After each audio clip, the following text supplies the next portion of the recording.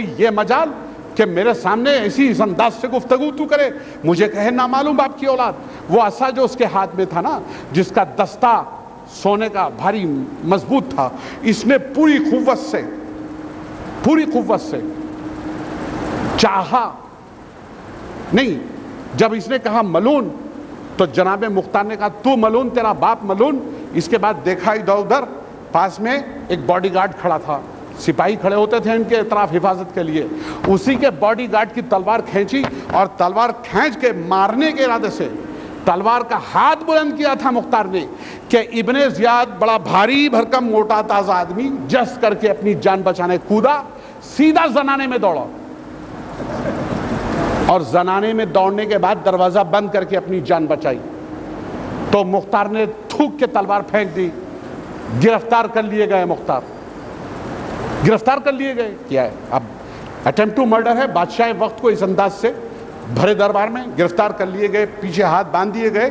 اب وہ جب تسلی ہو گئی اچھی طرح سے کہ مختار ہاتھ پیر میں بندھے ہیں, تو گرفتار ہوئے ہیں, تب وہ ہانپتے کانپتے پھر آئے, اپنی جگہ پہ بیٹھے, اور انہوں نے اپنی ہاتھ کا وہ دستہ عصا پوری قوت سے جناب مختار کے سر پہ دے مارا. جناب مختار سپاہی تھے, بچنے کی بہت کوشش کی, لیکن پھر بھی وہ دستے کی انی جو تھی نا, سونے کی بھاری والی, وہ جناب مختار کی بائیں آنکھ کی بھاؤں کے اوپر لگ گئی اور بھاؤں پھٹ گئی. جناب مختار کا چہرہ, داڑھی سرخ ہو گئی خون سے, اور جناب مختار قید میں ڈال دیے گئے. قید میں ڈال دیے گئے. کس جرم میں؟ محب علی, علی کے چاہنے والے, حسین کے چاہنے والے. کس قید خانے میں ڈالے گئے؟ دارالامارہ کے بالکل پہلو میں متصل ایڈجسنٹ ایک بڑا بھاری کنواں کھودا گیا. اس زمانے میں کنواں جس کے 40 بڑے بڑے زینے تھے اترنے کے لیے, سیڑھیاں, اور جب 40 زینے طے کر کے اندر اتر جائے آدمی, تو انگریزی کی ایس کی طرح سے ایک سرنگ بنائی گئی تھی زمین میں. اس سرنگ کے اندر 4500 محب اہل بیت پہلے سے گرفتار کر کے ڈال دیے گئے تھے. 4500 ایسے قیدی اس میں بند تھے کہ جن کے بارے میں شک تھا حکومت کو کہ اگر یہ کھلی ہوا میں سانس لیں گے تو حسین پہ قابو پانا مشکل ہے. بربنائے احتیاط جھوٹے سچے مقدمے ان کے اوپر لگا کر انہیں قید میں ڈال دیا گیا تھا. اس قید خانے میں بند تھے سلیمان ابن سرد خزائی صحابی رسول. اس قید خانے میں بند تھے میثم تمار. اس قید خانے میں بند تھے ورقہ ابن عازب. اس قید خانے میں بند تھے ورقہ ابن نوفل. اس قید خانے میں بند تھے عبداللہ ابن نوفل. اس قید خانے میں بند تھے جناب عبداللہ ابن کامل انصاری.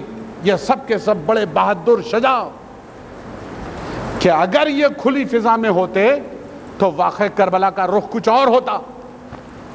تو بربنا احتیاط ابن زیاد نے ان کو قید میں ڈال دیا تھا. قید خانہ کیسا تھا سنیے. اتنا تنگ اور تاریک تھا قید خانہ کہ رات کے اندھیرے کی اور دن کے اجالے کی اس میں کوئی خبر نہیں پہنچتی تھی. 40 زینے اترنے کے بعد انگریزی کی ایس کی شکل کی ایک بنا دی گئی تھی گفا جیسی. اس میں یہ بند تھے 4500 اتنے تنگ.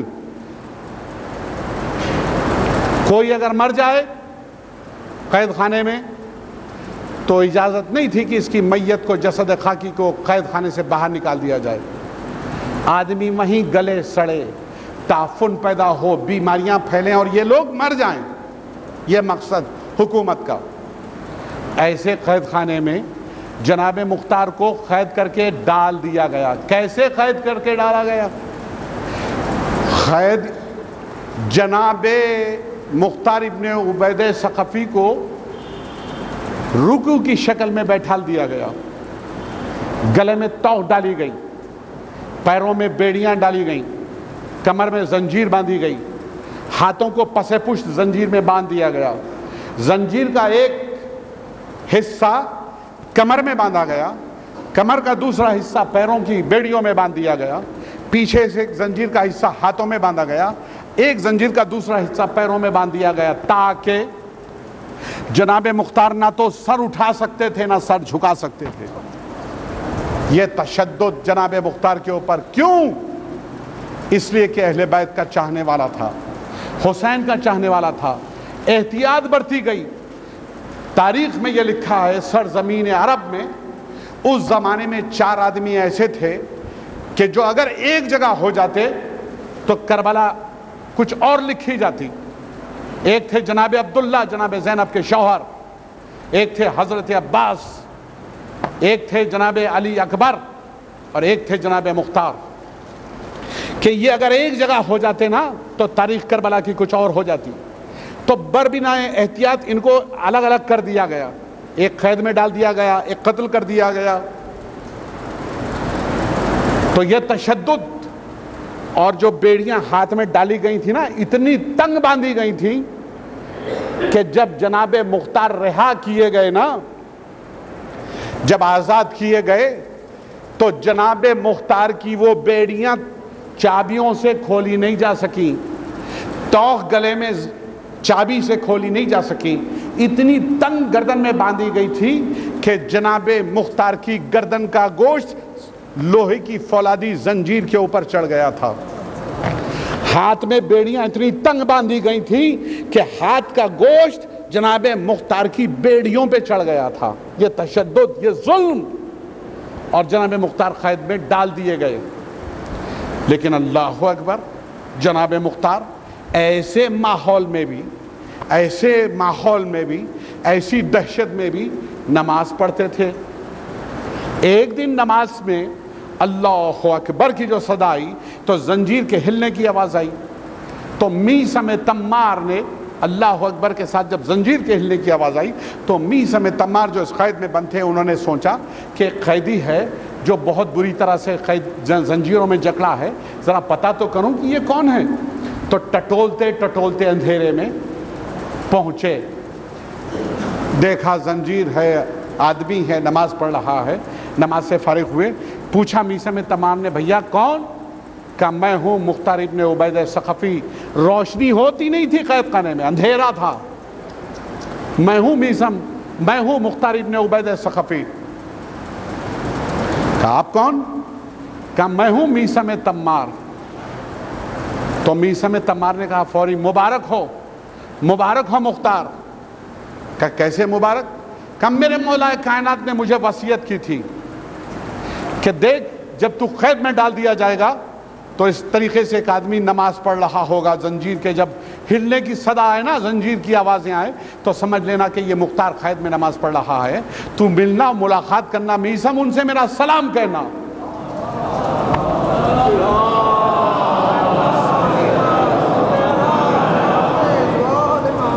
اب مرتبہ سمجھ میں آیا مختار کا؟ میثم تمار نے کہا مختار مبارک ہو، میرے مولا نے تمہیں سلام کہا ہے، اور مبارک ہو مختار، میرے مولا نے کہا ہے کہ تمہیں موت نہیں آ سکتی اس وقت تک جب تک کہ تم 3,83,303 بنی امیہ کے اشقیاء قتل نہیں کر دو گے۔ کہا میرے مولا نے یہ کہا؟ کہاں یہ کہا؟ کہا مبارک ہو میثم تمار تم کو بھی۔ کہا مجھے پتا چلا کہ میرے مولا نے تمہارے تعلق سے یہ کہا۔ کہاں تمہارے، بالکل ٹھیک سنا تم نے، میری زبان کاٹ دی جائے گی ان کی محبت میں۔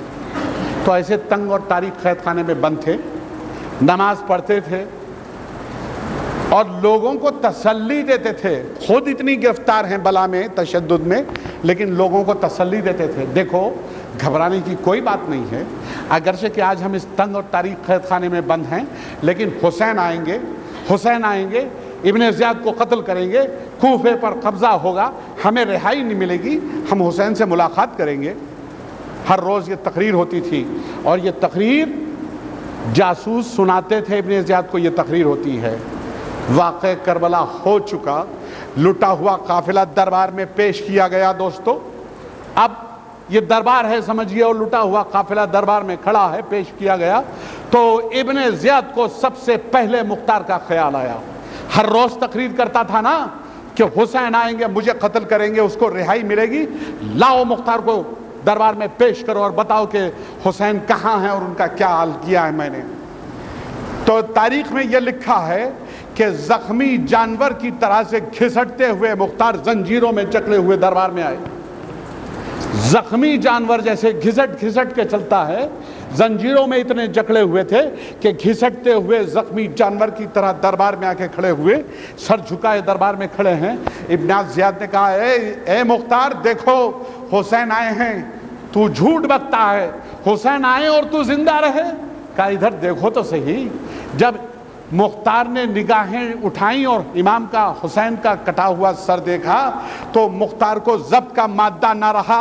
اتنے تشدد میں گرفتار ہونے کے باوجود بھی مختار نے اتنی زور سے انگڑائی لی کہ وہ موٹی موٹی فولادی زنجیریں ٹکڑے ٹکڑے ہو کے دربار میں بکھر گئیں۔ پاس کھڑے ہوئے باڈی گارڈ کی تلوار کھینچی جناب مختار نے، اب حملہ کرنے کی نیت سے 2 قدم آگے بڑھائے تھے۔ ابن زیاد کود کے زنارے میں بھاگا، لیکن زنجیروں کو تھاما ہوا ہمارا چوتھا امام ابن زیاد اور مختار کے درمیان میں آ کے کھڑا ہو گیا۔ اب جو نگاہیں اٹھا کے مختار نے چوتھے امام کو اس انداز سے دیکھا، تلوار پھینک دی، اب قدموں پہ گر کے رونے لگے۔ مولا ایک لمحے کی بات تھی، آپ نے اسے بچا لیا مولا۔ یہ منظر دیکھنے کے بعد، حسین کا کٹا ہوا سر دیکھنے کے بعد، یا اے علی ابن الحسین، اے میرے مولا کیا مختار زندہ رہ سکتا ہے؟ مجھے مر جانے دیا ہوتا یا مجھے دے دیا ہوتا، میں اسے قتل کر دیتا۔ آپ نے خواہ سے بچا لیا۔ چھوٹے امام نے اٹھایا جناب مختار کو گلے سے لگا لیا، تسلی دی ہے مختار صبر کرو، ابھی صبر کرو، صبر کا مقام ہے، دیکھو میں بھی صبر کر رہا ہوں، اپنی ماں بہنوں کے ساتھ کھڑا ہوں، میں صبر کر رہا ہوں، مختار تم بھی صبر کرو۔ اللہ اکبر۔ جناب مختار دوبارہ گرفتار کر لیے گئے، پھر دوبارہ گرفتار کر لیے گئے۔ جب گرفتار ہو چکے، جب مضبوطی سے باندھ دیا گیا، ابن زیاد پھر دربار میں آیا۔ اس نے کہا ہے مختار 24 گھنٹے میں تمہیں 1 روٹی کھانے کے لیے دی جاتی ہے۔ اللہ اکبر۔ اتنی طاقت تمہارے جسم میں کہ موٹی موٹی فولادی زنجیریں تم نے تنکے کی طرح سے بکھرا دی۔ اللہ اکبر۔ ایک معلوم ہوتا ہے مختار، 1 روٹی تمہارے لیے بہت زیادہ ہے، اب تمہیں کھانے کے لیے روٹی نہیں بلکہ لیکوڈ ڈائٹ دی جائے گی۔ یہ بدترین عذاب تھا، خیر تھا جناب مختار کے اوپر۔ روٹی نہیں ملے گی مختار، اب تمہیں لیکوڈ ڈائٹ دی جائے گی، پینے کے لیے تیل ملے گا 1 پیالہ، ایسا تیل جو خارج زدہ اونٹوں کے گھوڑوں کی پیٹھ پہ مالش کے لیے استعمال کیا جاتا تھا، وہ 1 پیالہ تیل 24 گھنٹے میں مختار کو پینے کے لیے دیا جاتا تھا بطور غذا۔ اتنا تشدد، اتنا ظلم۔ چوتھے امام نے ابن زیاد کو اس وقت بچا لیا۔ جناب مختار دوبارہ اس سے زیادہ تشدد میں گرفتار کر کے قید میں ڈال دیے گئے۔ اجرکم علی الحسین، حسین کوئی غم نہ دے اللہ سوائے غم حسین کے۔ جب کچھ دن گزر چکے تو کوفے کے باہر ایک مدرسہ تھا۔ بس حضور 2-4 جملے اور آپ کی زحمت تمام کی جائے، انشاءاللہ گفتگو کل۔ کوفے کے باہر ایک مدرسہ تھا، مدرسے میں ایک معلم درس دیتے تھے، ان کا نام تھا معلم عمیر ابن عامر حمدانی۔ حمدان کے رہنے والے صحابی رسول تھے، علی مرتضیٰ کے ساتھ بھی رہ کے ہم رکاب ہو کے صفین میں اور نہروان میں بڑی معرکے کی جنگ کی تھی عمیر ابن عامر حمدانی نے، اور داد شجاعت حاصل کی تھی۔ جناب مولا کائنات نے عامر حمدانی کو لڑتا ہوا دیکھ کر نہ صرف عامر حمدانی کی تعریف کی تھی بلکہ پورے حمدان والوں کی تعریف کی تھی کہ سب کے سب باوفا اور تلوار کے دھنی ہیں۔ پوری قوم کی حمدان کی تعریف کی تھی مولا نے۔ وہ معلم تھے، درس دیتے تھے، بچوں کو پڑھاتے تھے۔ ان کا مدرسہ کوفے کے باہر تھا، گرمیوں کا زمانہ تھا۔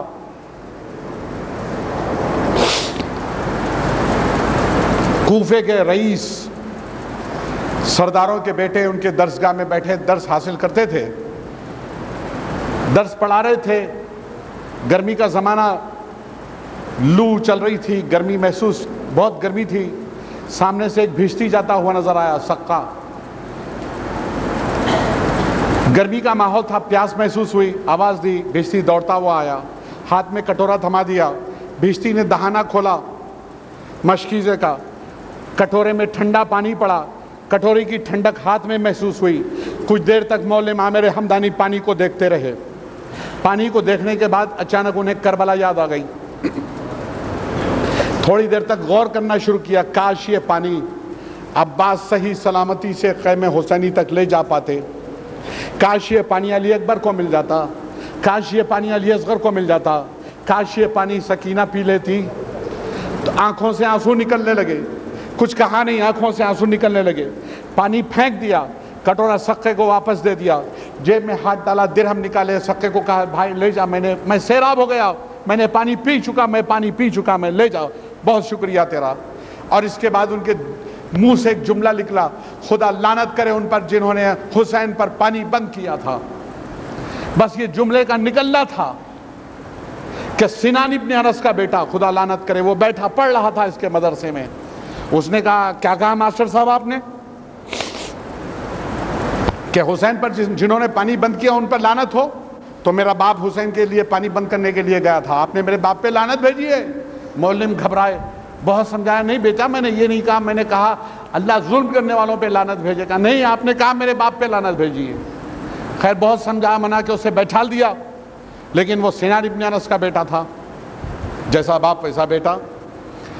یہ جب مدرسے کی چھٹی ہوئی تو ایک تاریک مقام پہ، ایک پرسکون مقام پہ گیا، اپنا امامہ اتارا، اس میں ڈھیلے بھرے، اس نے خوب اپنا سر لہو پیٹا، لہو لوہان کیا، اپنے کپڑے پھاڑے اور روتا ہوا دارالامارہ پہنچا، جہاں اس کا باپ جو فوجی سردار تھا بیٹھ کے حساب کتاب کرتا تھا، وہاں پہنچ گیا.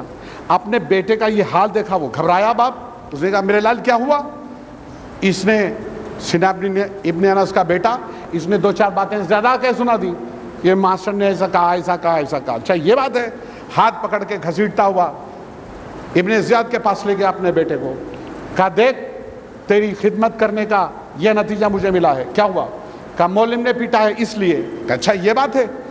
حکم دیا ابن زیاد نے مولم کو زندہ یا مردہ گرفتار کر کے پیش کیا جائے. چلیے جناب سپاہی دوڑے، مولم کا امامہ ان کے گلے میں باندھ کے گھسیٹا گیا. مولم گھسیٹے جا رہے ہیں، مولم کا امامہ مولم کے گلے میں ڈال کے گھسیٹا گیا. کوئی تعجب کی بات نہیں ہے، کل ان کے آقا کے گلے میں بھی ایسے ہی امامہ ڈال کے گھسیٹا گیا تھا. تو یہ ظلم و ستم نیا نہیں تھا مولم کے لیے. جب دارالامارہ پہنچے تو جاتے ہی حکم دیا پیٹو اسے. تو چابک سے تازیانہ آج کی ہماری گفتگو اسی تازیانے پہ ختم ہوگی. ذرا غور سے سماعت فرمائیں آپ حضرات. تازیانہ کسے کہتے ہیں؟ تازیانہ چابک کو کہتے ہیں. چابک کسے کہتے ہیں؟ وپ، ہارس رائڈرز، سپاہی، گھڑ سوار. ہر سپاہی جو گھوڑے پر سواری کرتا ہے اپنے ساتھ ایک چھوٹا سا چابک رکھتا ہے، اسے وپ کہتے ہیں، چابک کہتے ہیں، تازیانہ کہتے ہیں. وہ تازیانہ ہوتا کیا ہے؟ ایک لوہے کی پتلی سی سلائی ہوتی ہے، اس کے اوپر چمڑے کا تسمہ لپیٹ دیا جاتا ہے، اور اس کی ہلکی سی چوٹ، چابک کی ہلکی سی چوٹ بھی بد سے بدترین وحشی گھوڑے کو بھی ہلکے سے لگا دی جائے نا، ہلکے سے، تو اتنا بدکا ہوا بدترین گھوڑا بھی سہم کے سوار کی اس ہلکی سی چوٹ سے سہم کے سوار کے قابو میں آ جاتا تھا، آ جاتا ہے. آج بھی یہ دستور ہے کہ گھڑ سوار اپنے ساتھ ایک چھوٹی سی وپ رکھتے ہیں. ہلکی سی چوٹ پہنچائی نہیں کہ گھوڑا سہم جاتا ہے. گھوڑا چوٹ لگانے کی تو بات دور کی ہے، گھوڑے پہ بیٹھا سوار اگر ذرا سی یوں گھما کے دکھا دے، گھوڑا دیکھتا رہتا ہے، سوار کے اشارے کو دیکھتا رہتا ہے. اگر اس نے کچھ چالاکی کی گھوڑے نے تو سوار ہلکے سے چابک ایسے لہرا دیتا ہے. چابک کی لہر جب گھوڑا دیکھتا ہے نا تو سہم کے سوار کے قابو میں آ جاتا ہے گھوڑا. ایسا گھوڑا جانور وحشی، ایسا بدترین گھوڑا بد کا ہوا، وہ بھی گھوڑے کی چابک کی ضرب سے گھوڑے قابو میں آ جاتا ہے. تو وہ چابک، وہ تازیانہ اس سے پیٹا گیا جناب عمیر ابن عامر حمدانی کو. 2-4 تازیانے لگے تھے کہ غش کھا کے جناب عمیر عامر حمدانی گر پڑے, اور جب آنکھ کھلی تو تنگ و تاریک قید خانہ تھا, وہی قید خانہ جس میں 4500 محب اہل بیت پہلے سے بند تھے. اب گھبرائے معلم, پریشان ہوئے. مختار سے ملاقات ہوئی ایک دن, تو کہا تم کون؟ کہا میں ہوں معلم عامر حمدانی. مختار نے پوچھا بھائی تم یہاں کیسے؟ کہا تم کون ہو بھائی؟ کہا میں ہوں مختار ابن عبید ثقفی. کہا آپ یہاں کیسے؟ کہا جیسے تم یہاں ویسے میں یہاں, ایک ہی جرم کے خطا کار ہیں ہم دونوں. ملاقات ہوئی. لیکن اس معلم کی ایک بھتیجی تھی, معلم کی عمیر حمدانی کی ایک بھتیجی تھی, چھوٹی لڑکی, جو ابن زیاد کی بیٹی کی سہیلی تھی. اسے جب پتا چلا نا کہ اس کے چچا کو اس طریقے سے قید میں ڈال دیا گیا ہے, تو وہ روتی ہوئی اپنی سہیلی کے پاس گئی, ابن زیاد کی بیٹی کے پاس گئی. اس نے کہا میرے امو جان کو اس طریقے سے قید میں ڈال دیا گیا ہے. اس نے کہا اس میں کون سی بات ہے, چلو میں ابا سے کہتی ہوں. بیٹی باپ کی خدمت میں پہنچی. باپ نے کہا بیٹی سے, بیٹی کیسے آنا ہوا؟ کہا یہ بات ہے. کہا میرے بیٹی سے کہا بس اتنی سی بات ہے میری بیٹی, حکم دیا آزاد کر دیا جائے, عامر حمدانی کو رہا کر دیا جائے. اب قید کا دروازہ چڑچڑاہٹ کے ساتھ جب کھلنے لگا نا, اور دروازہ کھلنے سے روشنی اندر آئی, تو مختار نے کہا مبارک ہو معلم, مبارک ہو معلم, یہ دروازہ تمہاری رہائی کے لیے کھل رہا ہے. معلم کہتے ہیں میرا دل دھڑکا, میری رہائی. آواز دی زندان کے دربان نے, عامر حمدانی جہاں کہیں ہو دروازے پہ چلائے قید خانے کے. معلم کہتے ہیں میرا دل زور زور سے دھڑک رہا تھا, میں خوش بھی تھا کہ میں رہا ہو رہا ہوں, ایسے خطرناک ماحول سے مجھے رہائی نصیب ہو رہی ہے. لیکن پھر کہتے تھے میں رو بھی رہا تھا, میرا دل رو رہا تھا کہ ایسے تنگ اور تاریک قید خانے میں مختار کو چھوڑ کے جا رہا ہوں. مجھے تو رہائی ملے گی, کھلی ہوا میں سانس لینا نصیب ہوگا, لیکن افسوس مختار اسی قید میں بند رہیں گے. تو جاتے جاتے مختار سے اس نے کہا, معلم نے, اگر میرے لائق کوئی خدمت ہو تو بتائیے, میں کوشش کروں گا. مختار نے کہا بھائی اگر تجھ سے ممکن ہو سکے تو کاغذ, قلم اور روشنائی کا انتظام کر دینا, میں میری رہائی کا انتظام کر لوں گا. کہا اچھا میں کوشش کروں گا. قید سے رہا ہوئے گھر گئے, غسل کیا, اور اس کے بعد ایک موٹا بہت مالدار انسان تھے عامر حمدانی, رئیس تھے, صحابی رسول تھے, علی مرتضیٰ سے تعریف پا چکے تھے, بہترین جنگ کی تھی صفین میں اور نہروان میں. لیکن معلم خود کہتے ہیں کہ مجھے اس بات کا یقین نہیں تھا کہ جنت ملے یا نہ ملے, لیکن اب ان کے دل میں وسوسہ پیدا ہوا, خیال پیدا ہوا, اگر میں نے مختار کی مدد کی, اگر میں نے مختار کی مدد کی تو یقیناً مجھے جنت مل سکتی ہے.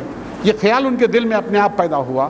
معلم نے کہتے میں گھر پہنچا, ایک بڑا موٹا بکرا بھونا انہوں نے, روسٹ کیا, روٹیاں لیں, پھل لیے, سبزیاں ترکاریاں, بڑا خوان لیا. اگر چاہتے تو اپنے ملازم کے سر پہ لے کے کہیں جا سکتے تھے, لیکن خود بنفس نفیس اپنے سر پہ اٹھا کے عشاء کی نماز کے بعد پہنچے. کہاں؟ صلوات پڑھے تو عرض کروں.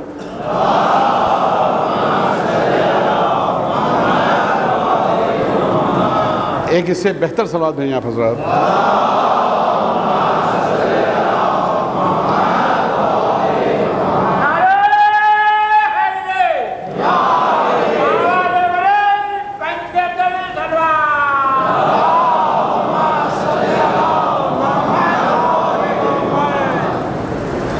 پہنچے پریزن کا, زندان کا جو داروغہ تھا نا, اس کے گھر پہنچے. کس وقت پہنچے؟ رات کے وقت, عشاء کی نماز کے بعد, یہ جانتے ہوئے کہ وہ گھر پہ موجود نہیں ہے. رات کی ڈیوٹی پہ زندان گیا ہوا تھا. دق الباب کیا, پس پردہ سے ان کی زوجہ نے پوچھا کون؟ کہا میں ہوں, یہ نذرانہ لایا تھا, میں نے منت مانگی تھی, میری مراد پوری ہوگی تو میں یہ خدمت میں داروغہ زندان کے پیش کروں گا. یہ کہہ کے وہ سینی سرکا دی اندر کو, زوجہ نے کھینچ لی. کہا اللہ اکبر, سبحان اللہ, شکر الحمدللہ. روز ایسی نظر آتی رہے. ہو پولیس والے کی بیوی تھی نا, عادت پڑی ہوئی تھی. صبح ان کے شوہر نامدار واپس پہنچے.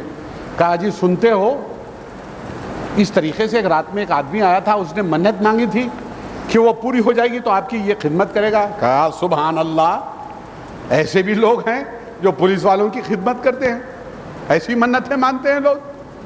چلو کھا پی کے جب فارغ ہو چکے, رات کی ڈیوٹی پہ پہنچے یہ, پھر زندان. پھر عمر حمدانی نے پھر وہی ترکیب کی, بکرا بھونا, روٹیاں, پھل لے کے پھر پہنچے, پھر دق الباب, پھر اس طریقے سے اندر پہنچا دیا. جب 3 دن تک یہ عمل دہرایا جا چکا, تب داروغہ زندان نے کہا, وہ بھی پولیس والا تھا, کہاں ضرور یہ آدمی کوئی حاجت رکھتا ہے اور اس نے رشوت کا یہ خوبصورت انداز اپنایا ہے. آج کیجول لیو, چھٹی کی درخواست دی, رات میں ڈیوٹی پہ حاضر نہیں ہو سکتا, کل آؤں گا صبح میں, آج رات کی مجھے چھٹی دی جائے. چلیے کیجول لیو لی اس نے, گھر میں بیٹھا رہا. چوتھے دن جب داروغہ زندان کے گھر پہنچے, دق الباب کیا, جیسی سینی اندر کو سرکائی, داروغہ زندان نے کلائی تھام لی عمر حمدانی کی, اندر کی طرف کھینچا, کہا اچھا آپ ہیں حضور, معلم آپ, اور یہ سلوک پولیس کے ساتھ, یہ بات سمجھ میں نہیں آئی. نہیں حضور میں نے منت مانگی تھی کہ جب میں رہا ہو جاؤں گا تو یہ, ارے بھائی کسی عالم دین کو دیتا, کسی فقیر کو کھلاتا, یہ پولیس والے کو. کہا نہیں میری منت تھی حضور. بڑی اچھی منت تھی تیری. لیکن وہ بھی محب حسین تھا, داروغہ زندان بھی. یہ عجیب اتفاق ہے. کچھ دیر تک جب داروغہ زندان کے سامنے سر جھکا کے معلم عامر حمدانی بیٹھے رہے, تو زندان کے دربان نے کہا, اے عامر, اے معلم, میں محسوس کر رہا ہوں کہ ضرور تیرے کوئی حاجت ہے, اور تو نے یہ خوبصورت انداز رشوت کا اپنایا ہے, بتا تیری کیا حاجت ہے, ہو سکتا ہے کہ میں پوری کر دوں. نہیں نہیں حضور کوئی حاجت نہیں تھی, کوئی حاجت نہیں تھی, یہ میری منت تھی, یہ میں نے نظر مانی تھی. نہیں, تجھے خون امام حسین کی قسم, بتا تیری کیا حاجت ہے, ہو سکتا ہے کہ میں پوری کر دوں. جب خون امام حسین کا نام سنا نا, تو ڈرتے ڈرتے معلم کہتے, میں نے ڈرتے ڈرتے کہا, اے داروغہ زندان, میں چاہتا ہوں کہ کسی طریقے سے قلم, کاغذ اور روشنائی زندان میں بھیج دی جائے مختار کے پاس, تاکہ وہ اپنی رہائی کا انتظام خود کر لیں. معلم کہتے ہیں جیسے ہی میں نے یہ کہا, داروغہ زندان سر جھکا کے کچھ دیر بیٹھا رہا. جتنی دیر داروغہ زندان سر جھکا کے بیٹھا رہا, معلم کہتے ہیں میرا دل دھڑکتا رہا. اب نہ معلوم پھر میں قید میں ڈال دیا جاؤں اس جرم میں کہ ایک مجرم کو, ایک قیدی کو قلم و دعوت پہنچانے کی سازش میں پھر دوبارہ نہ پہنچا دیا جاؤں. میرا دل دھڑکتا رہا. بہت دیر کے بعد معلم کہتے ہیں میں نے داروغہ زندان کے چہرے پہ مسکراہٹ دیکھی, مجھے کچھ تسلی ہوئی. داروغہ زندان مسکرایا, اس نے کہا ہاں تمہارا یہ کام ہو اگرچہ کہ بہت مشکل ہے, تمہارا یہ کام اگرچہ کہ بہت مشکل ہے لیکن ناممکن نہیں ہے. ایک ترکیب میں تمہیں بتاتا ہوں, اگر تم نے یہ ترکیب مان لی, اس پہ عمل کیا, تو ہو سکتا ہے کہ مختار کے پاس قلم کاغذ پہنچا دیے جائیں. کہا اچھا بتاؤ کیا ترکیب ہے. تو حضور وہ ترکیب میں آپ کو سنانے جا رہا ہوں, اس سے پہلے آپ تحفہ درود پیش کریں.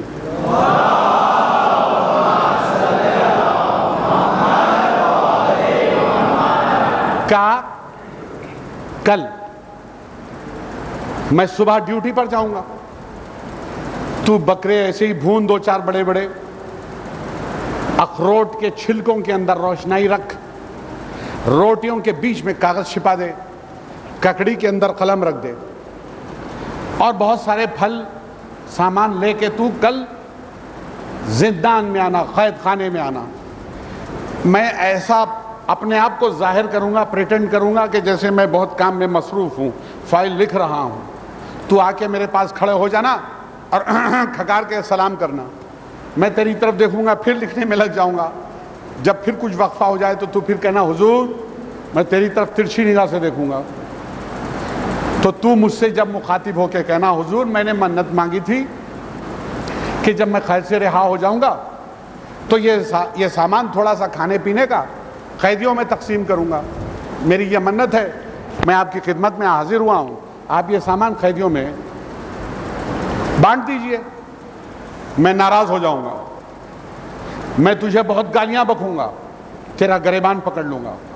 میں کہوں تیری یہ مجال کہ میرے ہوتے ہوئے یہ سامان قیدیوں میں پہنچا دیا جائے, اور جب میں تجھے اونچی آواز میں گالیاں بکوں گا, تیرا گریبان پکڑ لوں گا نا, تو میرے جو ماتحت سپاہی ہیں وہ ہماری طرف مخاطب ہو جائیں گے. کیا بات ہے, یہ گڑبڑ کیسی ہے؟ تو تب تو ان کی طرف مخاطب ہو کے کہنا بھائی اس میں حضور کیا ہے, اس میں حرج کیا ہے؟ میں نے منت مانگی تھی کہ جب قید سے رہا ہو جاؤں گا تو قیدیوں کے ساتھ یہ سلوک کروں گا, ایک وقت کی روٹی دوں گا, آدھا آپ حضرات لے لیں, آدھا قیدیوں کو دے دیں. تو جب آدھے کا ذکر سنیں گے نا میرے سپاہی تو زبان باہر نکل آئے گی اور للچائی ہوئی نگاہ سے مال کی طرف دیکھیں گے. داروغہ زندان واقف تھا نفسیات سے, پولیس والا تھا نا, جانتا ہے پولیس کیا تھا.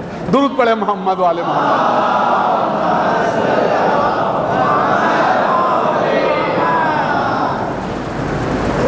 کہ وہ مال دیکھیں گے, کہیں گے میری طرف مخاطب ہو کے حضور اس میں حرج ہی کیا ہے؟ اس کی منت تھی حضور نہ لیں, حضور اگر نہ لیتے ہو نہ لیں, مگر ہمارے پیٹ پہ کیوں مارتے ہیں حضور؟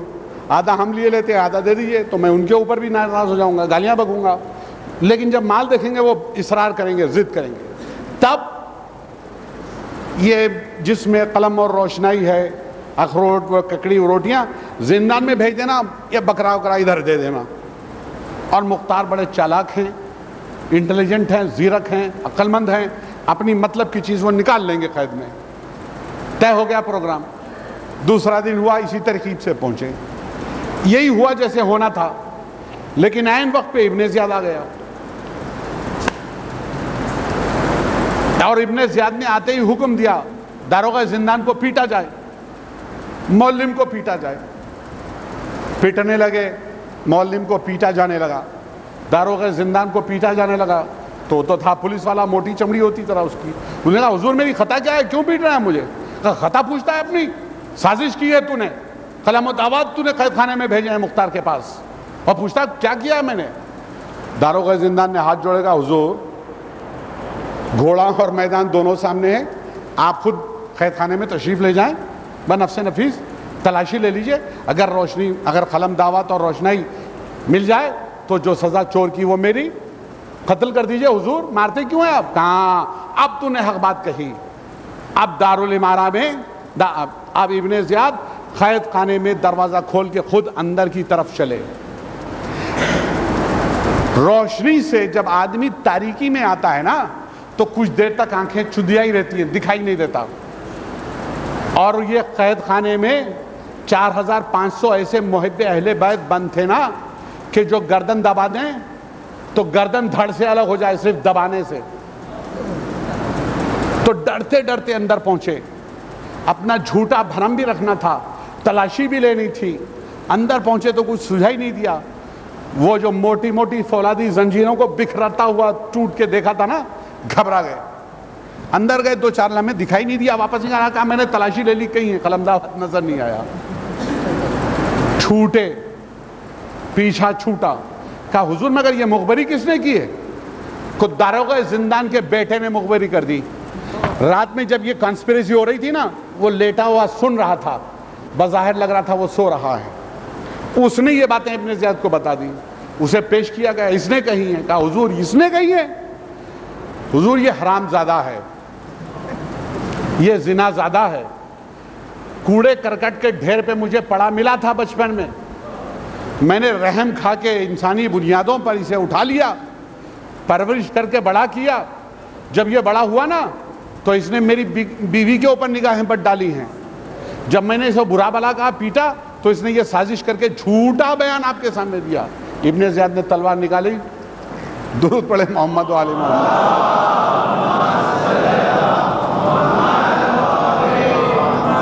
بس حضور میں جانتا ہوں آپ دور دور سے آئے ہوئے ہیں, آپ نے بڑی زحمتیں کی ہیں, بس چند لمحے اور انشاءاللہ زندگی باقی رہی تو کل. قلم دعوت نکال لیے مختار نے, خط لکھا اپنی بہن کے نام, صفیہ بنت عبید ثقفی کے نام, جو جناب حضرت عمر کی بہو تھیں. जनाब हज़रत उमर की बहू थी, अब्दुल्ला की ज़ौजा थी सफ़िया बिनते उबैद सक़फ़ी, मुख्तार की बहन। एक ख़त अपनी बहन के लिए लिखा, एक ख़त अपनी बहन वही के नाम पे लिखा, तमाम तफसीर लिखी कि इस तरीके से मुझे कैद में डाल दिया गया। और वो ख़त वो चालाकी से निकाल लिए दारोगा ज़िंदान ने, उमर इब्न आमिर हमदानी के हाथ में दे दिया। ये ख़त हैं, किसी तरीके से पहुंचा दिए जाएं मदीना। मौलम कहते हैं मैंने ख़त लेके गुस्ल किया, एहराम बांध लिया, एहराम बांध लिया हज उम्रे के इरादे से, दारुल इमारा पहुंचा। इब्न ज़ियाद ने जब मुझे एहराम में देखा तो बड़ी हिकारत से हंसा वो, ए मौलम अभी तो हज में काफ़ी दिन है, तूने अभी से एहराम बांध लिया, क्या मकसद क्या है तेरा, इरादा क्या है? उसने कहा, मौलम ने कहा मैंने मन्नत मानी थी कि जब कैद से छूट जाऊंगा तो उम्रा करूंगा फिर हज करूंगा। कहा है मौलम थोड़ी सी तकलीफ तुझसे बर्दाश्त नहीं हुई, तूने बड़ी बड़ी मन्नतें मान ली। खैर खैर जा, तुझे इजाज़त दी गई, वीज़ा मिला, जा हज के लिए जा, पासपोर्ट मिला, जा, ये दीनार और दिरहम है, ये ले ले, ज़्यादा राह में तेरे काम आएंगे। मौलम कहते हैं वो दीनार और दिरहम मैंने दरबार में ले लिए, दारुल इमारा के बाहर आए, मैंने वो नाली बैतुल खला की जो दारुल इमारा के मुत्तसिल बहती है उसमें फेंक दिए पैसे, और अपना हाथ में दारुल इमारा के दीवारों से रिगड़ता रहा कि इस मलूल और मनहूस आदमी का हाथ मेरे हाथ से मस हो गया था। बहुत देर तक रगड़ते रहे, कहते हैं मेरा हाथ जख्मी होने को आ गया इतना के सामने। फिर मौलम अपने आमिर हमदानी कहते हैं वो रास्ते जो इंसान महीनों में तय करता है, मैंने वो रास्ते हफ्तों में तय किए। जो आदमी हफ्तों में तय करता है मैंने घंटों में तय किए, घंटों वाले रास्ते मैंने मिनटों में तय किए। बिना आराम किए हुए मैं तेज़ रफ्तारी से, बर्फ रफ्तारी से मदीने की सिमत चलता रहा। मुझे हर लम्हा ये एहसास सता रहा था कि मैं तो खुली फिज़ा में सांस ले रहा हूँ, मुख्तार उतनी देर कैद में बंद हैं। जितनी जल्दी मुमकिन हो सके अगर मुख्तार को मैं रिहा करा लूँ तो शायद मुझे जन्नत मिल सकती है। हिस्सा मुख्तसर कि जनाब उमर हमदानी रात के वक्त, उस वक्त कि जब दस्तरखान बिछाया जा चुका था और जनाब अब्दुल्ला इब्न उमर दस्तरखान पे बैठकर अपनी ज़ौजा सफ़ीहा को आवाज़ दे रहे थे, बेगम चली आओ, दस्तरखान बिछाया जा चुका है, खाना ठंडा हो रहा है। ऐसे वक्त में मौलम इब्न आमिर हमदानी ने दख्खुल बाब किया। अब्दुल्ला ने अपने मुलाजिम से कहा जाओ देखो कौन आया है। मुलाजिम दौड़ता हुआ गया, कहा एक कासिद है जो ख़त लाया है। कहा बुला लो उसे अंदर। दस्तरखान पे अपने पहलू में बिठा लिया, देखा एक ख़त मुख्तार का, अपने साले का है, मेरे नाम है, वो अपने पहलू में रख लिया। देखा दूसरा ख़त उनकी ज़ौजा के नाम था, मुख्तार की बहन के नाम था। मुलाजिम से कहा जनाने में मेरी बीवी को दे देना। ख़त लेके वो जनाने में पहुंचा और ये इधर गुफ्तगू में महू हुए मुख्तार उमर हमदानी से बातचीत का सिलसिला शुरू हुआ ही था कि घर के जनाने में से रोने की आवाज़ बुलंद हुई। हुजूर आपकी ज़हमत को मैंने यहाँ तमाम किया, इंशाअल्लाह कल ज़िंदगी बाकी रही तो हमारी गुफ्तगू इसके आगे पहुँचेगी। भाई का ख़त मिला, बहन ने गिरिया शुरू किया, सफ़िया ने गिरिया शुरू किया। इतना रोई जनाब सफ़िया, इतना रोई कि रोते रोते इन्होंने अपना सर पीटा और जो बाल हाथ में आ गए ना वो नोच के सहने खाना में डाल दिए। इतना सर पीटा, इतना मुंह पीटा। ये सुन के भाई को इस तरीके से कैद में डाल दिया गया है तो पूरे सर के बाल नोच के सहने खाना में डाल दिए। माँ को रोता हुआ देखा तो बेटी ने सफ़िया की रोना शुरू किया, उसने अपने सर के बाल नोच डाले। भाई की बहन की मोहब्बत। बस हुजूर मैंने आज आपकी ज़हमत को तमाम किया। इंशाअल्लाह कल अगर बक़ैद हयात रहे हम और आप तो इसके आगे की गुफ्तगू आपसे जारी रहेगी। एक भाई और एक बहन का जिक्र मुझसे भी सुन लीजिए ताकि आपकी ज़हमत को तमाम किया जाए। हाँ ज़ादारान इमाम हुसैन, आप आमादा हो जाए जनाब सैयदा को पुरसा देने के लिए। मेरी कमज़ोरी यह है कि मैं ज़्यादा मसाइब पढ़ नहीं सकता, मुझ में इतनी हिम्मत नहीं है कि मैं ज़्यादा मसाइब पढ़ूँ, तो 2-4 जुमले मसाइब के पढ़ूँगा मैं। आप हजरत रोने के लिए तैयार हो जाएं। किस तरीके से रोइएगा, किस तरीके से पुरसा दीजिएगा जनाब सैयदा को। हमारे छठे इमाम फरमाते हैं ऐसे गिरिया कीजिए, ऐसे पुरसा दीजिए। छठे इमाम ने एक दिन मंजलिस का एहतमाम किया, ذاکر کو ممبر پہ بھیجا، کہا میرے جد کے مصائب بیان کر، ذکر کرنا شروع کیا ذاکر نے۔ امام روتے رہے، امام زار و خطار روتے رہے۔ جب ذاکر نے ذکر ختم کرنے کی منزل پہ پہنچا، امام نے کہا تسلی نہیں ہوئی، اور ذکر کر، اور میرے جد کا ذکر کر۔ ذاکر پھر پڑھتا رہا۔ جب کئی بار ذکر کروا لیا چھٹے امام نے، اس کے بعد وہ راستے پہ کھڑے ہو گئے جہاں سے مسافر واپس لوٹتے ہیں، ہاتھوں کو جوڑ کے ہر ایک کا شکر کرنے لگے۔ بات دوستو، تمہارا شکریہ کہ میری مجلس میں تم آئے، میرے جد کے اوپر تم نے گریہ کیا، تمہارا شکر گزار ہوں، میرے جد کے اوپر تم نے گریہ کیا۔ ایک آدمی کو پکڑ لیا، امام نے روک لیا، اے شیخ تو نے میرے جد کے اوپر گریہ نہیں کیا، تو نے میرے جد کے اوپر گریہ نہیں کیا۔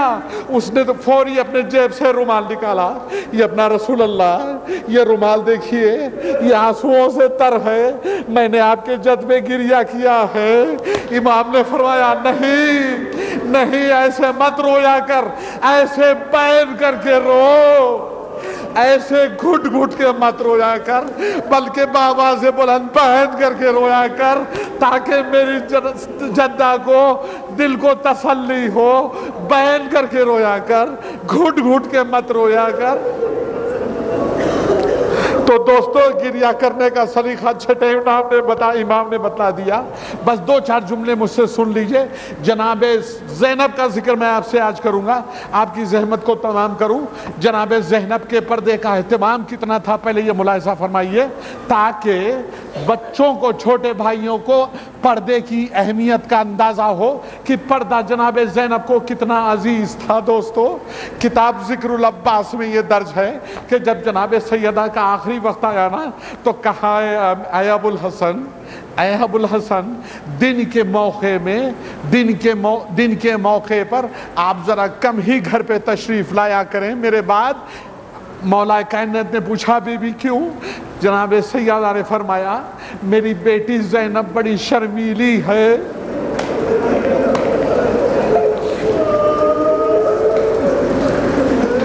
میری بیٹی زینب بڑی شرمیلی ہے۔ آپ جب بھی ابو الحسن گھر میں تشریف لاتے ہیں نا، تو میری بیٹی میرے پیٹھ کے پیچھے چھپ کے آپ کی باتیں سنتی تھی، آپ کے سامنے آنے میں شرماتی ہے میری بیٹی۔ اے ابو الحسن، ذرا دن میں گھر میں کم ہی آیا کریں تو بہتر ہے۔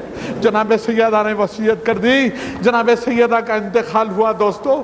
7 برس کی جناب زینب، 7 برس کی چھوٹی سی بچی زینب، 23 دن گزر گئے جناب سیدہ کے بعد۔ جناب زینب نے کوئی کلمہ اپنے منہ سے نہیں نکالا، چپی سادھ لی جناب زینب نے۔ 23 دنوں تک کچھ نہیں بولی جناب زینب۔ جب 23 دن گزر چکے تو 23 دنوں بعد جناب زینب نے پہلا کلام کیا فضہ سے، اے فضہ، اے فضہ۔ جناب فضہ خوش ہوئی، بیٹی شہزادی بولو کیا کہنا چاہتی ہو؟ 23 دنوں بعد جناب زینب نے منہ کھولا ہے، بیٹی کہو کیا کہنا چاہتی ہو؟ کہا فضہ میں چاہتی ہوں کہ تم میری بابا سے سفارش کر دو کہ وہ ہمیں، مجھے اور میری بہن کو ہماری ماں کی قبر پہ لے چلیں۔ 23 دنوں بعد جناب زینب نے کچھ کہا نا دوستو، تو فضہ دوڑتی ہوئی ابو الحسن کے پاس پہنچی۔ ابو الحسن مبارک ہو، مبارک ہو، آج زینب نے 23 دنوں کے بعد مجھ سے کلام کیا ہے۔ مولا خوش ہوئے، فضہ جلدی بتا کیا کہا میری بیٹی زینب نے؟ کہا اے ابو الحسن، اے آقا، زینب چاہتی ہیں، شہزادی زینب چاہتی ہیں کہ آپ ان کو اور ان کی بہن کو ان کی والدہ کی قبر پہ لے جائیں۔ تو ہمارا امام کچھ دیر تک سر جھکا کے سوچتا رہا۔ اس کے بعد فضہ سے کہا فضہ میری بیٹیوں سے کہنا کہ ابھی 2-4 دن صبر اور کر لے، 2-4 دن ابھی اور صبر کر لے۔ پوچھا فضہ نے، کہا کیوں صبر کر لیں؟ اے آقا کیوں صبر کر لیں؟ کہا دیکھو ابھی چاند نکل رہا ہے، آسمان پہ چاند چمک رہا ہے، میں نہیں چاہتا کہ چاند کے اجالے میں بھی میری بیٹی زینب کو کوئی بازار میں دیکھ۔ اجرکم علی الحسین، یہ سلیقہ جناب زینب کو 7 برس کی چھوٹی بچی کو علی مرتضیٰ نے سکھایا۔ میں نہیں چاہتا کہ میری بیٹی کو چاند کی روشنی میں بھی کوئی دیکھ لے، میری بیٹی کا سایہ بھی کوئی دیکھ لے۔ اللہ اکبر۔ جب 2-4 دن گزر گئے نا تو جناب فضہ سے کہا، اے فضہ آج کہنا کہ رات میں عشاء کی نماز کے بعد میں میری بیٹیوں کو ان کی ماں کی خبر پہ لے کے چلوں گا۔ جناب زینب کا دائیں ہاتھ کی کلائی سے بایاں ہاتھ جناب زینب کا تھاما، علی مرتضیٰ نے بائیں ام کلثوم کا ہاتھ بائیں کلائی سے تھاما، اور دونوں کو اس انداز سے لے کے چلے۔ سامنے حسن تھے، پیچھے حسین تھے۔ اب یہ قافلہ چلا، رات کی تاریکی میں جب گھر سے باہر پہلا قدم نکالا نا تو مولا کائنات نے آسمان کی طرف دیکھ کے کہا الحجاب الحجاب 3 بار کہا، پھر مدینے کی طرف رک کر کے کہا خبردار الحجاب، کوئی گھر سے نہ نکلے۔ آج جناب سیدہ کی بیٹیاں زیارت کے لیے نکلی ہے گھر سے، اس اہتمام سے جناب زینب کو لے کے چلے مولا کائنات۔ جب جناب سیدہ کا روزہ بالکل قریب آ گیا نا تو بربنا احتیاط مولا کائنات نے اپنی دونوں بیٹیوں کی کائیوں کو مضبوطی سے تھام لیا، کہیں ایسا نہ ہو کہ ماں کی محبت میں میرے ہاتھ چھڑا کے دوڑ پڑے مولا، میری بیٹیاں دوڑ پڑے اور کوئی نامحرم ان کو دیکھ لے۔ تو برمنا احتیاط جناب علی مرتضیٰ نے دونوں بیٹیوں کی کلائیوں کو مضبوطی سے تھام لیا۔ نزدیک پہنچنے کے بعد اللہ اکبر، وہ جناب زینب جس کے یہ پردے کا اہتمام تھا، اللہ اکبر، وہ زینب جب 57 برس کی بوڑھی زینب اب کوفے کے دربار سے گزر رہی تھی۔ دوستو جب کوفے کے بازاروں سے گزر رہی تھی نا زینب، تو جب آگے چوراہے پر مجمع نامحرموں کا زیادہ دیکھا تو پاس میں جو چھت پہ کھڑی ہوئی بیویاں تماشا دیکھ رہی تھی، ان کی طرف مخاطب ہو کے کہا دیکھو میں علی کی بیٹی زینب تم سے اللہ کی قسم کھا کے وعدہ کر رہی ہوں، میں اللہ کی قسم کھا کے وعدہ کر رہی ہوں، ایک چادر مجھے بھیگ دے دو۔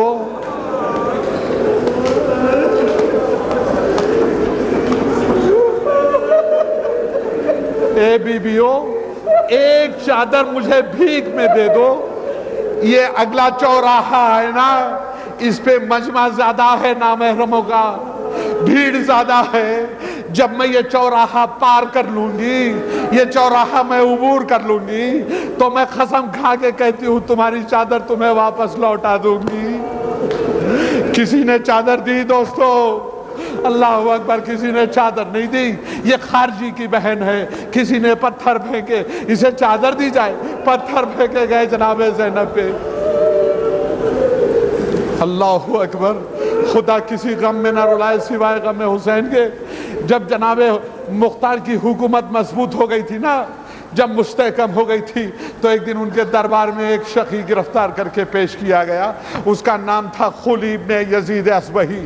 جب وہ گرفتار کر کے پیش کیا گیا تو جناب مختار نے پوچھا اے خولی بتا تو نے کربلا کے میدان میں کیا ظلم ڈھائے تھے؟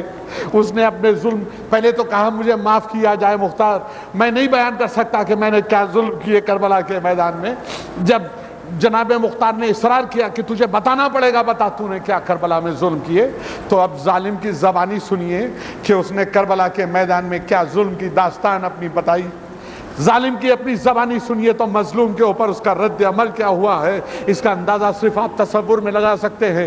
کسی ذاکر کی زبان میں اتنی طاقت نہیں کہ وہ الفاظ اس کی تکلیف کا احساس آپ کو بتایا جائے جو اس ظالم نے مظلوم کو پہنچائی تھی۔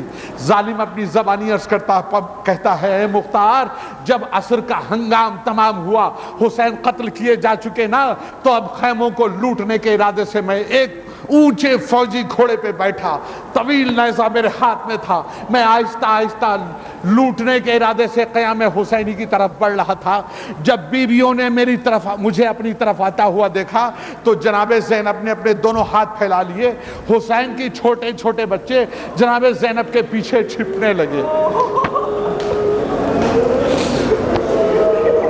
اے مختار، حسین کی چھوٹی چھوٹی بچیاں حسین کے زینب کے پیچھے چھپنے لگی۔ جناب زینب نے اپنے دونوں ہاتھ پھیلا لیے تھے۔ جب بیمار کے نیچے سے بستر گھسیٹا گیا نا، اے مختار، جب بیمار کے نیچے سے بستر گھسیٹا گیا تو بیمار ہوتے وہ زمین کربلا پہ گرا۔ بیویوں نے اندازہ لگا لیا کہ میں لٹیرا ہوں، माल व असबाब लूटने के इरादे से आया हूं। तो हुसैन की एक छोटी सी बच्ची, ए मुख्तार, हुसैन की एक छोटी सी बच्ची जो जनाब ज़ैनब के दोनों बाजुओं के पीछे छिपी थी ना, जब मैं बिल्कुल नजदीक पहुंच गया तो वो डर के मारे घबराहट में अब ज़ैनब के पीछे से निकल के मैदान की तरफ दौड़ने लगी। ए मुख्तार, वो बच्ची मैदान की तरफ दौड़ने लगी। मैंने घोड़े को एड़ लगाई, अपने घोड़े को उस बच्ची के पीछे दौड़ाया, बच्ची के पीछे दौड़ाया।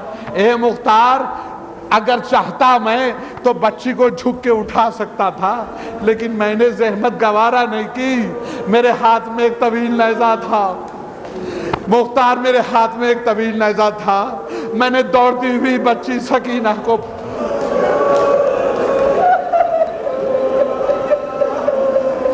अजरुकुम अलल हुसैन, जालिम की ज़बानी सुनिए।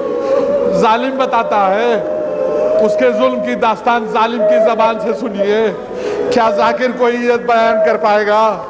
जालिम खुद बता रहा है, हुसैन की छोटी बच्ची, अगर मैं चाहता तो उसको उठा सकता था मुख्तार, लेकिन मैंने ज़हमत नहीं की। मैंने वो तवील नेज़ा दौड़ती हुई बच्ची की पीठ में पैवस किया। अल्लाह अकबर। हुसैन की चहीती सकीना करबला की ज़मीन पे औंधे मुंह गिर पड़ी।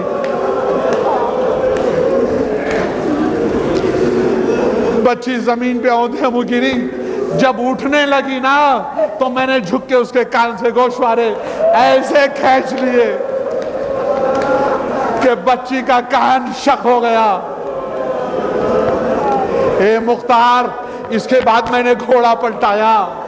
अब मैं ज़ैनब की तरफ बढ़ रहा था, अब मैं जनाब ज़ैनब की तरफ बढ़ रहा था मुख्तार। तो जब मैंने बच्ची के कान से गोशवारे खींच दिए ना, तो बीवियों ने समझा कि मैं लुटेरा हूं। मैंने नेज़ा तान दिया। बीवियों ने अपने जेवर उतार के मेरे नेज़े में डालने शुरू कर दिए। मेरी आंख से आंसू बह रहे थे मुख्तार, मैं रो रहा था। जालिम बता रहा है, जालिम कह रहा है, मुख्तार मैं रो रहा था। मुख्तार ने पूछा, है खुली, तू क्यों रो रहा था बता?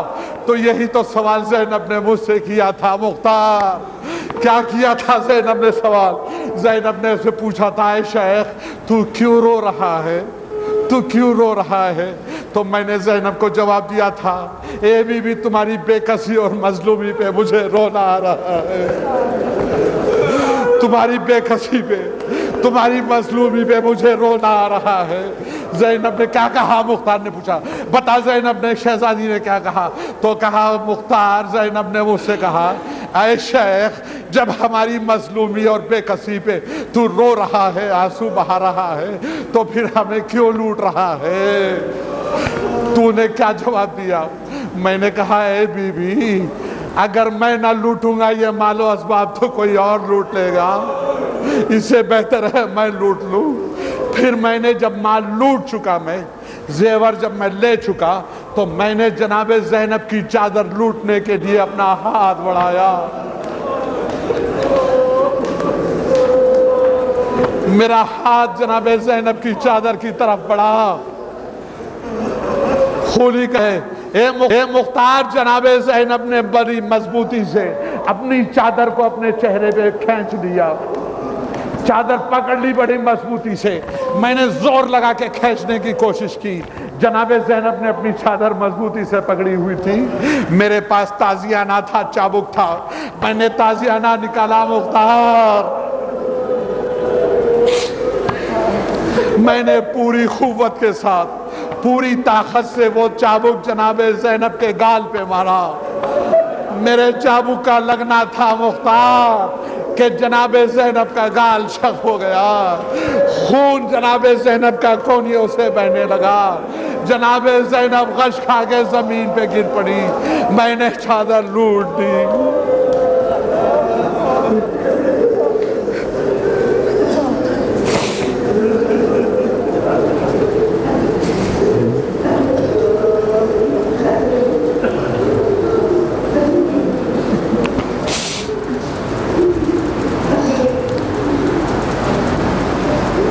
बारेलहा जनाब ज़ैनब की चादर का वास्ता, ہمیں کوئی غم نہ دے سوائے غم حسین کے۔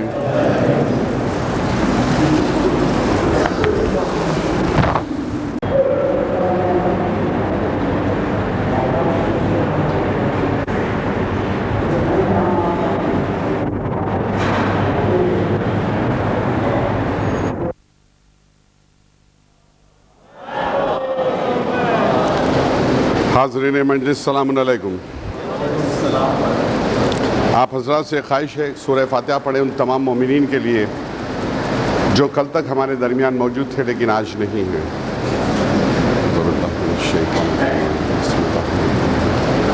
الحمدللہ رب العالمین۔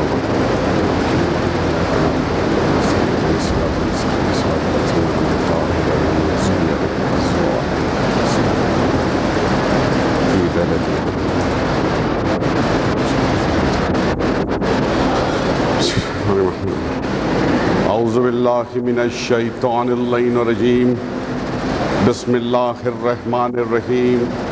الہی عظم البلا وبریح الخفا وانکشف الغطا وانقطع الرجا وضاقت الارض ومنیت السماء وانت المستعان والیک المشتکا وعلیک المعول فی الشدۃ والرخاء۔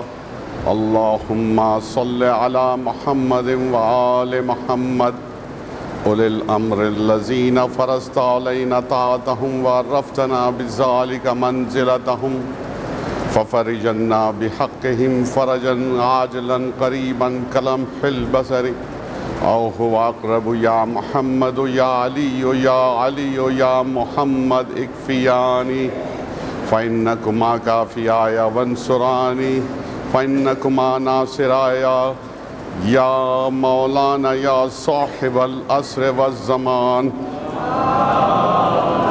الغوث الغوث الغوث ادرکنی ادرکنی ادرکنی الساعة الساعة الساعة العجل العجل العجل یا ارحم الراحمین بحق محمد وآلہ الطاہرین۔ صلوات۔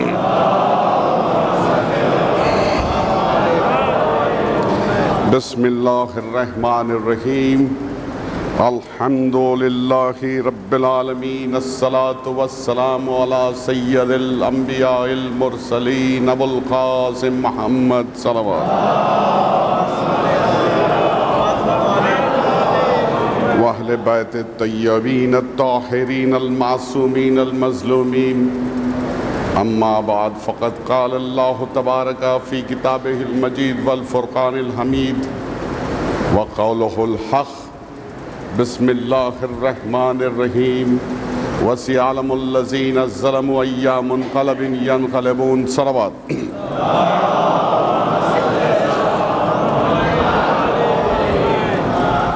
حاضرین مجلس، ارشاد رب العزت ہے ان قریب ظلم کرنے والے جان لیں گے کہ وہ کس کروٹ پلٹائے جاتے ہیں۔ اللہ کو ظلم کرنے والے پسند نہیں ہیں، اللہ ظلم کرنے والوں کو دوست نہیں رکھتا ہے، اور یہ بات مصدقہ ہے جس میں کسی قسم کا کوئی شک نہیں کہ اللہ کافروں کی دعا مستجاب نہیں کرتا،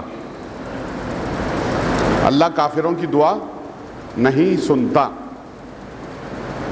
لیکن کافر وہ دعا جو مظلوم کے حق میں کرے اور ظالم کے لیے بد دعا کرے، اللہ اسے ضرور قبول کرتا ہے۔ اس کی دلیل ہے زیارت وارثہ۔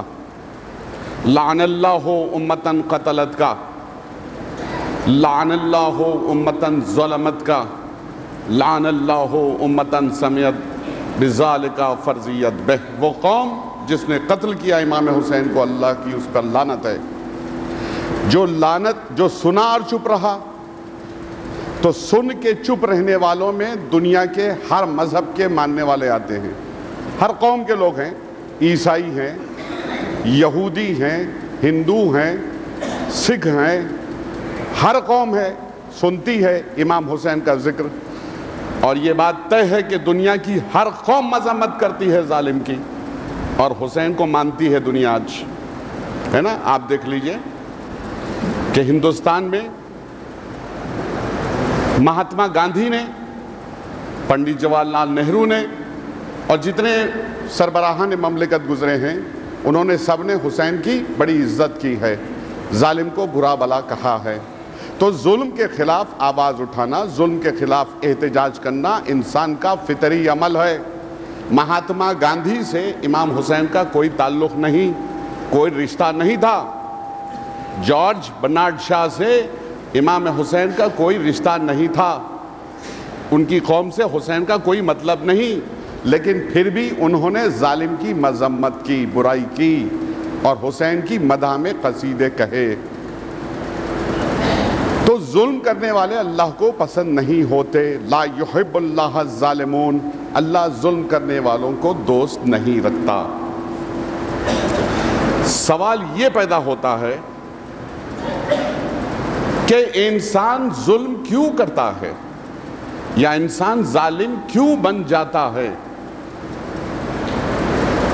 تو انسان، اللہ نے انسان کو جو نعمتیں عطا کی ہیں، جو نعمتیں اللہ نے انسان کو دی ہیں، اگر انسان ان نعمتوں کا ناجائز استعمال شروع کر دے تو انسان اپنے اوپر ظلم کرنے لگتا ہے. سب سے پہلا ظلم اپنے نفس پہ ہوا، پھر رفتہ رفتہ اس کو ظلم کرنے کی اپنے نفس کے اوپر عادت بنی، اور جب ظلم کرنے کی اپنے ہی نفس پہ عادت بن گئی تو اس نے دوسروں پر ظلم ڈھانا شروع کیا. مثال دوں تو بات میرے بھائیوں کے سمجھ میں آئے. اللہ نے مجھے دولت دی، دولت ایک نعمت ہے. اب اس دولت سے اگر میں کسی کو قتل کروا دوں پیسے دے کر، کسی کا گھر اجڑوا دوں، کسی کو پٹوا دوں، کسی کو گالیاں دلوا دوں، تو میں نے اپنی اس اللہ کی دی ہوئی نعمت کا ناجائز استعمال کیا. اور جب میں نے نعمت کا ناجائز استعمال کیا تو میں نے ظلم کیا. تو اللہ کی دی ہوئی نعمتوں کا انسان جب ناجائز استعمال شروع کر دیتا ہے تو انسان رفتہ رفتہ ظالم بن جاتا ہے. پوچھا تھا مولا کائنات سے، مولا کیا انسان فطرتاً ظالم پیدا ہوتا ہے، ظلم کرتا ہے؟ کیوں ظلم کرتا ہے، کیوں ظالم بن جاتا ہے انسان؟ تو مولا کائنات نے جواب دیا، دیکھو جب نعمتوں کا ناجائز استعمال شروع کر دیتا ہے انسان تو وہ ظالم بن جاتا ہے. تو مولا کوئی ایسی ترکیب بتلائیے آپ کہ انسان ظالم نہ بنے، نعمتوں کا صحیح استعمال کرے. تو بڑی آسان سی ترکیب مولا نے بتلا دی. اگر تم چاہتے ہو کہ تم نعمتوں کا ناجائز استعمال نہ کرو تو اس نعمت کا تم شکر بھیجا کرو، اور جب تم نعمت کا شکر بھیجو گے تو اللہ تمہاری نعمتوں میں اور اضافہ کرے گا. تو کس کس نعمتوں کا شکر انسان ادا کر سکتا ہے؟ آنکھ ہے، دیکھنے کی صلاحیت، یہ نعمت ہے. دماغ ہے، سوچنے کی صلاحیت، نعمت ہے. ہاتھ پیر میں طاقت ہے، یہ ایک نعمت ہے. انسان چلتا ہے، بولتا ہے، دوڑتا ہے، یہ ایک نعمت ہے. انسان کو دولت، تو کس کس نعمتوں کا شکر ادا کر سکتا ہے انسان؟ مولا نے بڑی آسان ترکیب بتلا دی. اگر تم چاہتے ہو کہ ظالم نہ بنو اور اللہ کی نعمتوں کا شکر مکمل ادا کرو تو یہ تم پر لازم ہے کہ تم وقت پہ پابندی کے ساتھ نماز پڑھ دیا کرو. اگر تم نے نماز وقت پر پابندی کے ساتھ ادا کی تو تم نے گویا اللہ کی پوری تمام مکمل نعمتوں کا شکر ادا کر دیا. تو بات قرآن سے سمجھ میں آئی بعد میں، ان الصلاۃ تنہی عن الفحشاء والمنکر، کہ بے شک نماز انسان کو فحش اور منکر کام سے بچاتی ہے. انسان کو نماز برائیوں سے بچا لیتی ہے. تو اس کے باوجود بھی اگر انسان کوئی برائی کرے، کربلا کے میدان میں جتنے بھی اشقیاء جمع ہوئے تھے بظاہر وہ مسلمان تھے، بظاہر، حقیقتاً نہیں، بظاہر وہ مسلمان تھے اور نماز بھی پڑھتے تھے، لیکن اس نماز نے ان کو فحش اور منکر کام سے نہیں بچایا. ہے نا؟ قرآن کہتا ہے کہ ان الصلاۃ تنہی عن الفحشاء والمنکر، بے شک نماز انسان کو فحش اور منکر کام سے بچاتی ہے. لیکن نماز نے ان کو نہیں بچایا جنہوں نے کربلا میں ظلم ڈھائے تھے. تو یا تو دو باتیں ہو سکتی ہیں، خدا نہ خواستہ معاذ اللہ کہ قرآن میں جھوٹ لکھا ہے کہ انسان کو بے شک نماز بچا لیتی ہے برے کام سے، یا پھر ان کی نماز درست نہیں تھی۔ تو پتہ چلا کہ جس کے دل میں محب اہل بیت نہیں ہے، کیونکہ اہل بیت کی محبت ہم پر واجب قرار دی گئی ہے قرآن کے ذریعے۔ میں کچھ نہیں چاہتا اجر رسالت سوا اس کے کہ میرے اقربا سے محبت کی جائے، قرآن میں ہے۔ تو اقربا سے پیغمبر کے محبت کرنا ہم پر واجب ہے۔ کوئی محبت نہ کرے تو اس نے کوتاہی کی، اس نے غلطی کی، کوئی چیز اللہ کے واجب میں اس نے دخل دیا، بچا رہا ہے۔ تو جب اللہ کے واجب کو ہٹا کے وہ عبادت کرے گا تو اس کی عبادت قبول نہیں ہوگی، اس کی نماز قبول نہیں ہوگی، اور جب نماز قبول، نماز ہی نہیں ہوئی صحیح، تو وہ پھر برائیوں سے کیوں کر بچایا جا سکتا ہے؟ لہٰذا ہماری گفتگو کل یہاں تک پہنچی تھی۔ اب اسی آیت کے ذیل میں یہ ہمیں دیکھنا ہے کہ ظالم عنقریب کس کروٹ پلٹائے گئے، انہیں کیا سزا ملی، وہ دنیا میں کیفر کردار تک پہنچائے بھی گئی یا نہیں۔ تو کل اب ہماری گفتگو ظالم سے متعلق ہے، ظالم کے ظلم سے، اور مظلوم کے اوپر اس ظلم کا کیا رد عمل ہوا اس سے متعلق ہے۔ پھر اس کے بعد اسے کس کروٹ پلٹایا گیا، اللہ نے اس کو کیا سزا دی دنیا میں، اس سے متعلق ہے۔ کل ہماری گفتگو یہاں تک پہنچی تھی کہ ایک شقی جب اس وقت جبکہ جناب مختار ابن عبید ثقفی کی حکومت کافی مضبوط اور مستحکم ہو گئی تھی اور گرفتاریاں شروع ہو رہی تھیں، تو ایک دن کسی مخبر نے آ کر خولی ابن یزید ازبہی کے مکان اور پتے کا ٹھکانہ بتایا کہ حضور یہ خولی ابن ازبہی کربلا کا بڑا سرغنہ یہ فلانے جگہ پہ چھپا ہوا ہے۔ جناب مختار ابن عبید ثقفی نے اپنے پولیس کے سب سے بڑے سربراہ، یوں سمجھ لیجئے کہ وہ کمشنر آف پولیس، وہ تھے عبداللہ ابن کامل انصاری، ان کو بلایا، عبداللہ یہاں آؤ، ایسی ایسی کسی مخبر نے مجھے اطلاع دی ہے۔ عبداللہ نے کہا حضور سمجھ گیا مجھے کیا کرنا ہے۔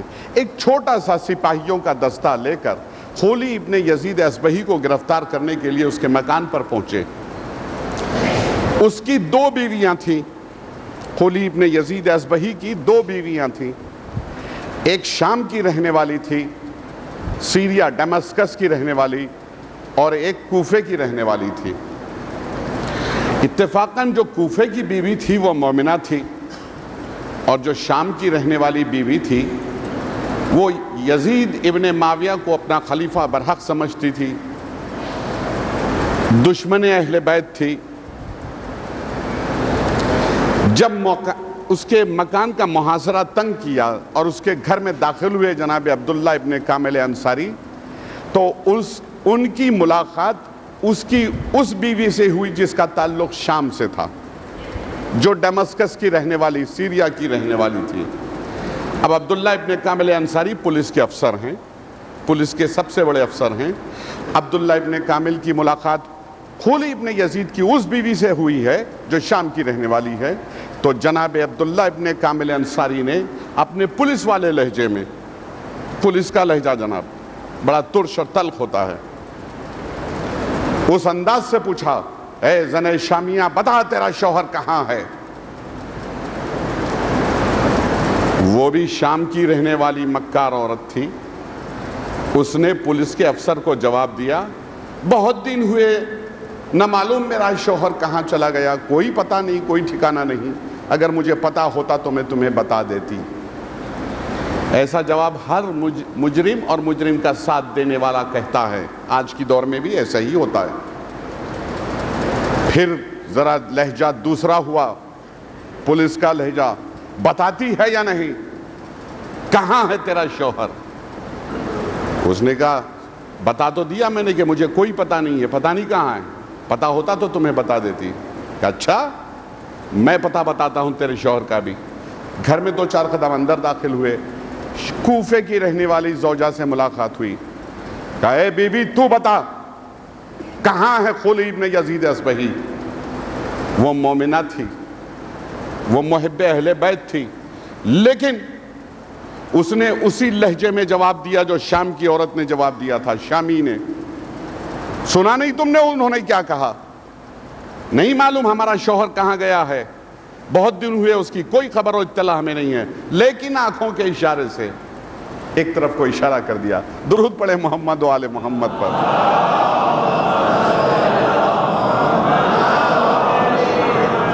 ان قریب ظلم کرنے والے جان لیں گے کہ وہ کس کروٹ پلٹائے جاتے ہیں. کوفے والی بی بی نے انداز تو وہی اپنایا, جواب بھی وہی دیا, لیکن ایک طرف سے آنکھوں کے اشارے سے بدلا دیا ایک طرف کو. جناب عبداللہ ابن کامل انصاری نے اپنے سپاہیوں کو حکم دیا اس طرف تلاشی لی جائے. تمام مکان کی پوری تلاشی کئی بار لی جا چکی, بہت تلاشی لی گئی, لیکن خلی ابن یزید اصبہی کا کہیں پتہ نہیں چلا. پورا مکان تلاش کیا گیا. اب ذرا غصہ بڑھا غصہ. کہا کوفے والی بی بی سے عبداللہ ابن کامل نے, وہی پولیس کا لہجہ کہ جس کے لہجے میں خوف ہو, دہشت ہو, آدمی گھبرا کے سچ بتا دیتا ہے. وقت ضائع کرتی ہے ہمارا, بتاتی نہیں خلی کہاں ہے. اس نے اسی لہجے میں جواب دیا, تم نے کئی بار پوچھا, میں نے کئی بار جواب دیا, میں نے کہا نا نہیں جانتی میں کہ میرا شوہر کہاں ہے, لیکن پھر ایک طرف آنکھوں سے اشارے سے بدلا دیا. اب عبداللہ ابن کامل انصاری پولیس کے افسر بڑے عقل مند تھے, چالاک تھے, ہوشیار تھے. انہوں نے کہا اچھا سپاہی پوری تلاشی لے چکے, کہا اب میں تلاشی لوں گا. اب وہ جس طرف کو اس بیوی نے اشارہ کیا تھا ادھر چلے. ادھر تھا بیت الخلا, سنڈاس, لیٹرین, لیبارٹری. اور وہاں جانے کے بعد انہوں نے دروازہ کھولا. اب جو اندر دیکھا تو حضور اتنا فضلہ پڑا ہوا ہے, اتنا ڈھیر.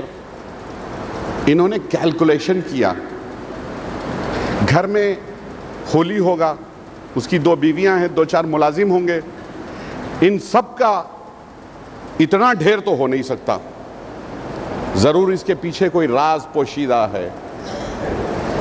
تو اب وہ واپس لوٹ کے دالان میں آئے, ادھر ادھر تلاش کیا. دالان میں وہ نیزہ جو خلی ابن یزید اصبہی کبھی کربلا کے میدان لے گیا تھا, وہ ایک کنارے کو کھڑا تھا, اس کو اپنے ہاتھ میں لیا. ہاتھ میں لینے کے بعد اس فضلے میں نیزہ پیوست کیا, چبھایا انہوں نے. ظاہر ہے انسان ہاتھ تو لگا سکے گا نہیں اس میں. اب جیسے ہی نیزہ پیوست کیا گیا انہوں نے اٹھایا تو اس میں سے ایک ٹوکرا اٹھا, کھجور کی ٹہنیوں سے بنا ہوا ٹوکرا, باسکٹ جسے کہتے ہیں انگریزی میں, وہ اٹھا. یعنی یہ کہ خلی ابن یزید اصبہی نے اپنے آپ کو چھپانے کے لیے ٹوکرا اوڑھ لیا اور اپنے ملازمین سے کہا تھا کہ یہ پوری گندگی میرے اوپر ڈال دی جائے. حضور بات سمجھ میں آئی پیغمبر اسلام نے کیا پیشین گوئی کی تھی؟ اگر وہ جانوروں کے بل میں چھپ جائیں گے تب بھی مختار انہیں وہاں سے گھسیٹ نکالے گا. وہ موت کی تمنا کریں گے, موت کی دعا مانگیں گے, لیکن انہیں موت نہیں آنے دی جائے گی. ان کی سانسوں کو گنتی کا کر کے چھوڑ دے گا مختار. آج بات سمجھ میں آئی کہ وہ کہاں چھپا ہے. کل کا بڑا بھاری سردار, رئیس لشکر, پلاٹون کمانڈر, 2000 نیزہ چلانے والے سپاہیوں کا سردار علمدار, اور آج کہاں چھپا ہے. نکالا گیا اسے, نکل باہر. کہا کیا؟ تو کہا تجھے اس جرم میں گرفتار کیا جاتا ہے. کہا اچھا تو اب کیا کیجئے گا؟ کہا تجھے دربار میں لے چلنا ہے, امیر کوفہ کے پاس تجھے پیش کیا جائے گا. کہا اتنی مہلت مجھے دے دیجئے, اتنی اجازت دے دیجئے کہ میں کپڑے تبدیل کر لوں. ہرگز نہیں. عبداللہ نے کہا ناممکن ہے کہ تمہیں ایک لمحے کے لیے بھی میں اجازت دوں کہ کپڑے بدل لو, اسی طریقے سے گرفتار کر کے لے چلو. وہ گندگی, وہ تعفن, وہ بدبو, اور اس کو رسیوں میں جکڑ کے دربار میں پیش کیا گیا. کل کا علمدار لشکر 2000 سپاہیوں کا سردار خلی ابن یزید اصبہی آج اس انداز سے گرفتار کر کے مختار کے دربار میں پیش کیا گیا کہ دربار میں گھستے ہی سب نے اپنی اپنی ناکوں پہ رومال رکھ لیے, تعفن اور بدبو.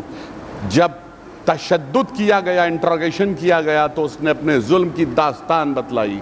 میں نے آپ کو اختتام میں کل مجلس میں مصائب میں بتایا کہ اس نے کربلا میں کیا ظلم اٹھائے تھے. اس نے اپنی زبانی بتلائی یہ بات کہ میں نے کربلا میں یہ ظلم کیا تھا جناب زینب کے اوپر.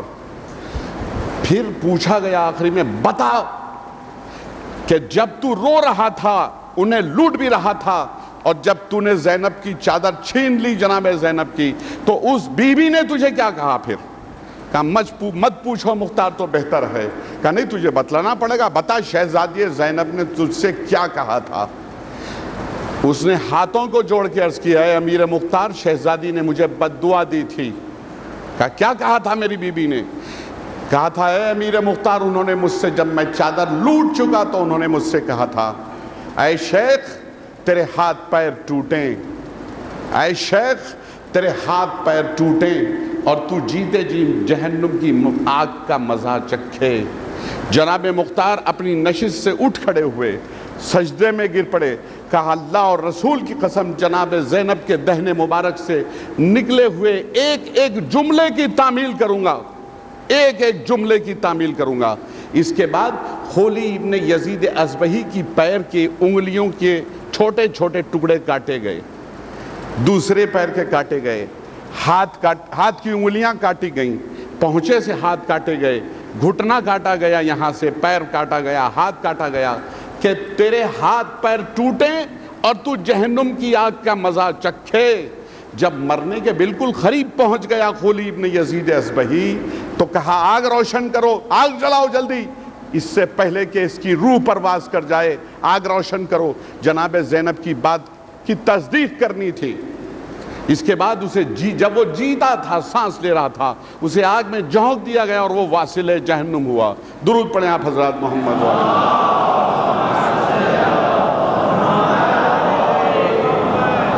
دیکھیے حضور, درود پڑھنا محمد آل محمد پر ایک بہترین اور آسان سی عبادت ہے, اور اس عبادت میں کوتاہی مجھ جیسے پولیس والے سے برداشت نہیں ہو سکتی. تو اب آپ بآواز بلند صلوات بھیجیے, جیسا کہ صلوات بھیجیے گا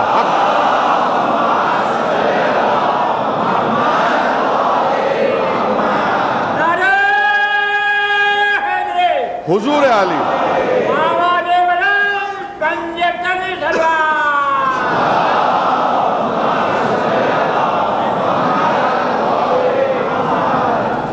حضور علی جس نے جناب زینب کو خوش کیا, جسے جناب زینب نے دعائیں دی ہوں, ان کا ذکر آ جائے, اس کا کارنامہ آ جائے, اور اتنے مومنین صلوات بھیجیں, اور اس کی آواز امام زمانہ تک نہ پہنچے, تو پھر ہماری صلوات کس کام کی؟ بہتر صلوات بھیجیں.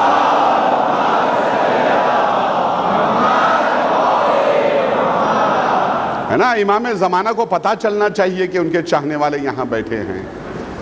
تو اب آئندہ جب صلوات بھیجیے آپ حضرات, تو یہ سمجھ کے کہ یہ صلوات ہمیں امام زمانہ تک پہنچانی ہے, انہیں پتہ چلے نا کہ ان کے چاہنے والے یہاں بیٹھے ہیں بمبئی میں. تو حضور کل ہماری گفتگو یہاں پہ ختم ہوئی تھی, تو دنیا نے دیکھ لیا کہ جس نے ظلم کیے تھے کربلا کے میدان میں, اس کا کیسا عبرتناک انجام ہوا. کل ہماری گفتگو یہاں تک پہنچی تھی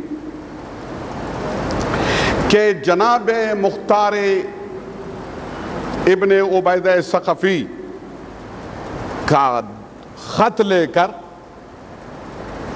معلم عمیر ابن عامر حمدانی مدینہ منورہ پہنچے, خط دیے. ایک خط ان کی بہن کے نام لکھا تھا جناب مختار نے, جن کا نام تھا صفیہ بنت عبیدہ ثقفی, اور دوسرا خط اپنے بہنوئی کے نام لکھا تھا, جن کا نام تھا عبداللہ ابن عمر. خلیفہ دویم کے صاحبزادے جناب عبداللہ, ان کی بہو تھی خلیفہ دویم کی صفیہ بنت عبیدہ ثقفی. اب ان کی بہن کا ذکر آیا ہے, عبیدہ ثقفی کی دختر کا ذکر آیا ہے, جناب مختار کے والد کا ذکر آیا ہے, تو دو جملے ان کی والد محترم کے بارے میں بھی سماعت فرما لیجئے, تاکہ بات سمجھنے میں آسانی ہو جائے, ہے نا, کہ پتہ چلے باپ کیسا تھا, تو پھر پتہ چلے اس کے بیٹے کا کیریکٹر کیسا تھا. عبید ثقفی ایک دن خلیفہ دویم نے اپنے دور میں مسجد نبوی میں بڑی دھواں دھار تقریر کی، جوشیلی،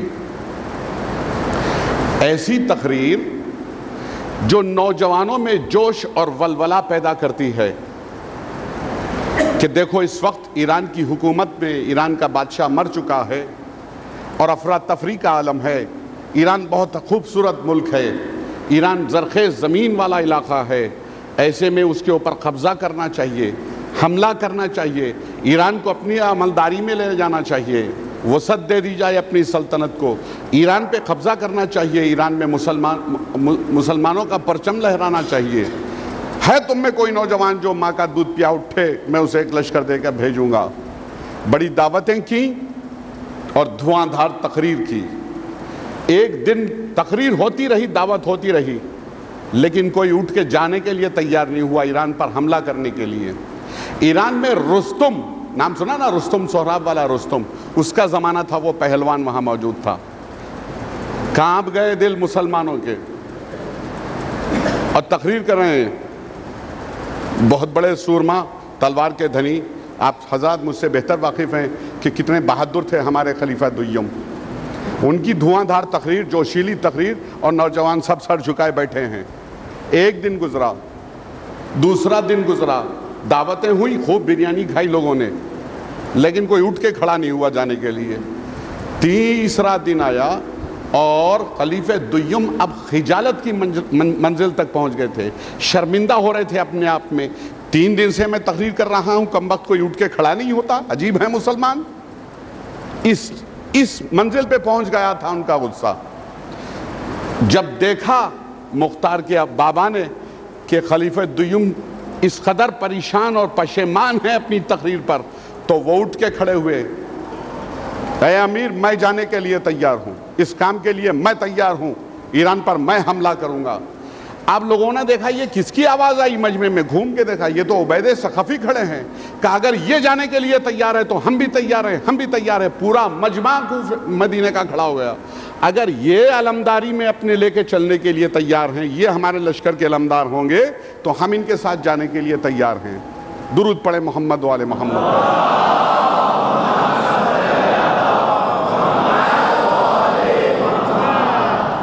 مطلب سمجھے نا آپ، ان کی بہادری پر بھروسہ تھا مسلمانوں کو اس دور کے، کہ اگر یہ جانے کے لیے تیار ہیں تو ہم تیار ہیں۔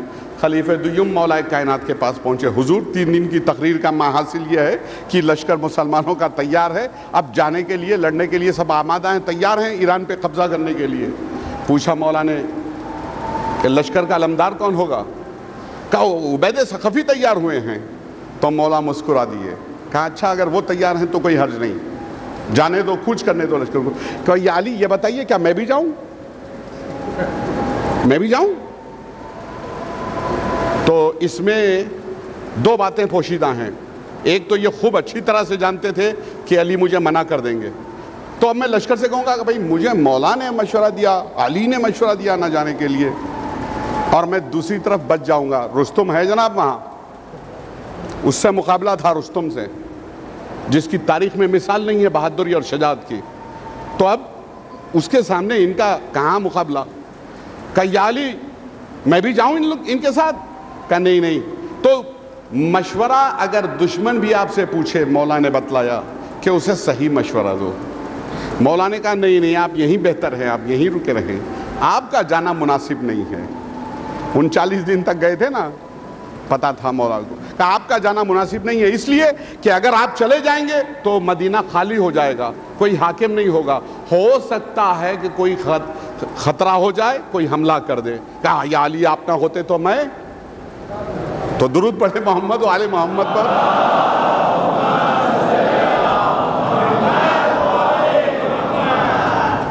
حضور درود ایسے پڑھیے کہ امام زمانہ تک آواز پہنچے۔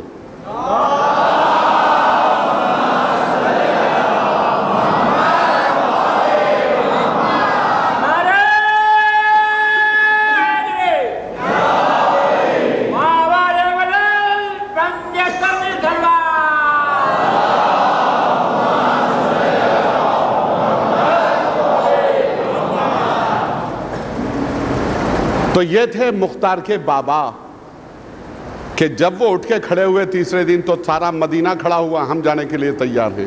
خیر بحث یہ نہیں کہ بڑی بہترین جنگ کی جناب عبید ثقفی نے، اور اس جنگ میں وہ شہید ہو گئے تھے۔ بہرحال خط پہنچا صفیہ بنت عبید ثقفی کے پاس، تو بہن نے بھائی کا حال خط کے ذریعے جاننے کے بعد اتنا گریہ کیا کہ اپنے سر کے تمام بال نوچ کر صحن خانہ میں پھینک دیے۔ ماں کو روتا ہوا دیکھا تو بیٹی نے گریہ کیا۔ فطرت ہے لڑکیوں کی، جب ماں روتی ہے تو بیٹی خود بخود رونے لگتی ہے۔ میرا تجربہ ہے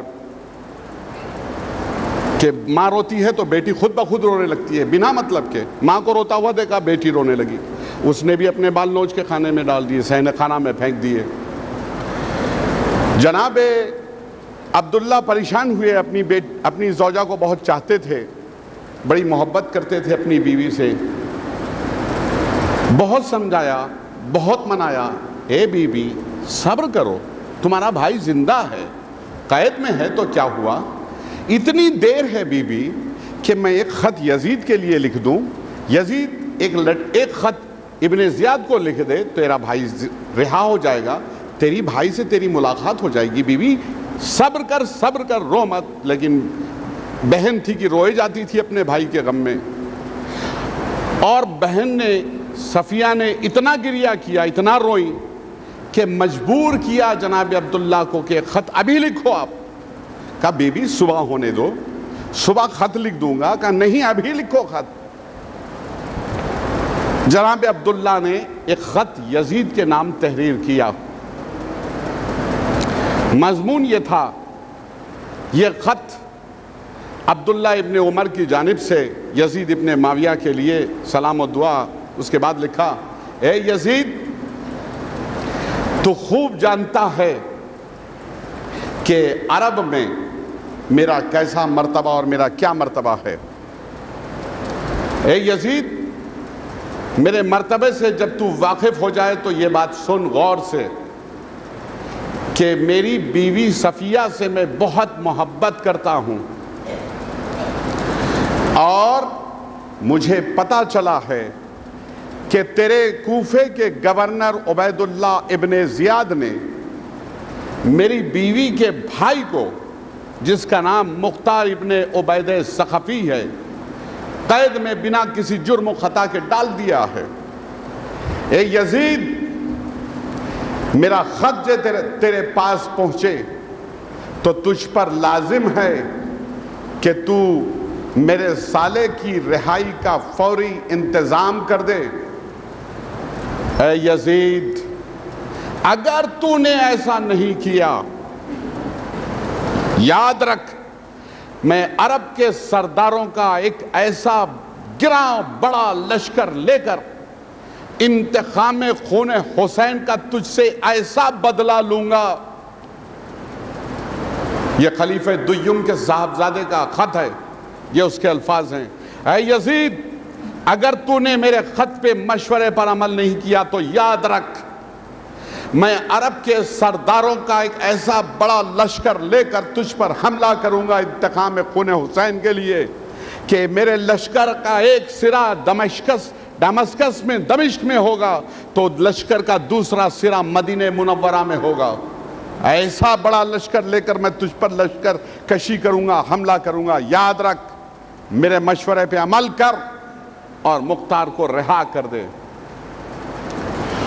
حضور، جس وقت میں نے یہ ان کا خط پڑھا، لیٹر پڑھا بہار الانوار کتاب میں، تو اس میں چند ذیل میں کچھ باتیں لکھی گئی ہیں کہ اس طریقے سے دھمکی بھرے خط جناب عبداللہ ابن عمر نے 2-4 بار یزید کو لکھے تھے، دھمکی بھرے خط۔ تو یزید نے 5ویں بار ان کے خط کے جواب میں ان کے والد بزرگوار کے لکھے ہوئے خط، ذرا غور سے سماعت فرمائیں، تقریر چھوٹے بھائیوں کے لیے، بزرگ میرے سے بہتر جانتے ہیں، مجھ سے زیادہ جانتے ہیں.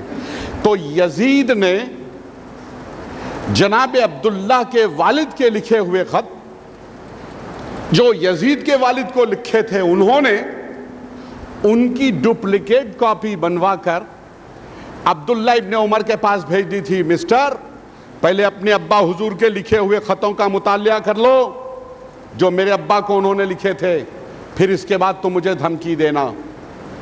وہ خط کے مضمون کچھ ایسے ہیں کہ میں اس بھرے مجمع میں آپ کو نہیں سنا سکتا.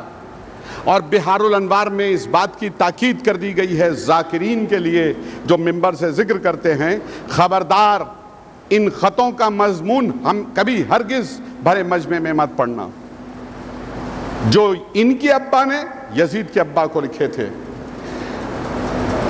اگر آپ کو شوق ہے ان خطوں کے بارے میں، آپ کو جاننا چاہتے ہیں اگر آپ کچھ، تو بہار الانوار کی کتابیں پڑھیے گا. آپ کو ان کے ابا کے لکھے ہوئے خط، ان کے ابا کے نام آپ کو مل جائیں گے.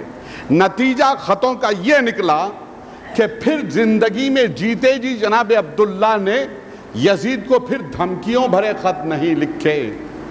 اب آپ اندازہ لگا لیں کہ ان کے والد نے یزید کے والد کو کس قسم کے خط لکھے ہوں گے. تو درود پڑھیں محمد و آل محمد پر.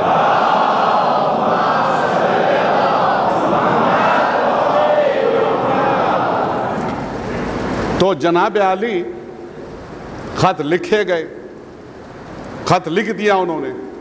اس کے بعد 2 سیاہ تھیلیاں کپڑے کی منگوائیں. ایک میں اپنی بیوی کے بال ڈالے، بند کی، اپنی مہر لگائی.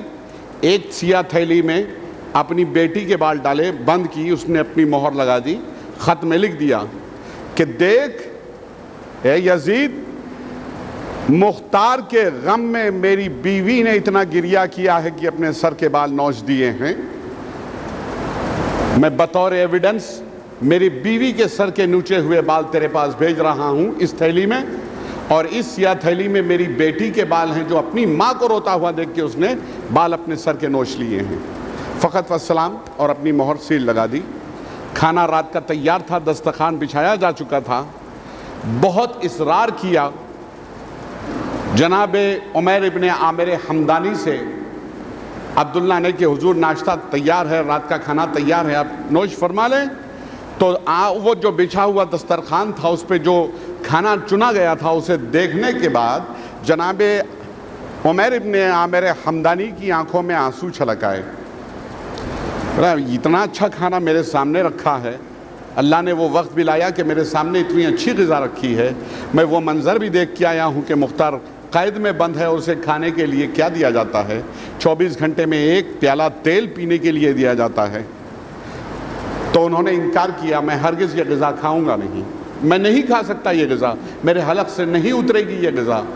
بہرحال بہت سمجھایا گیا، منایا گیا، تو روکھی سوکھی انہوں نے کھائی.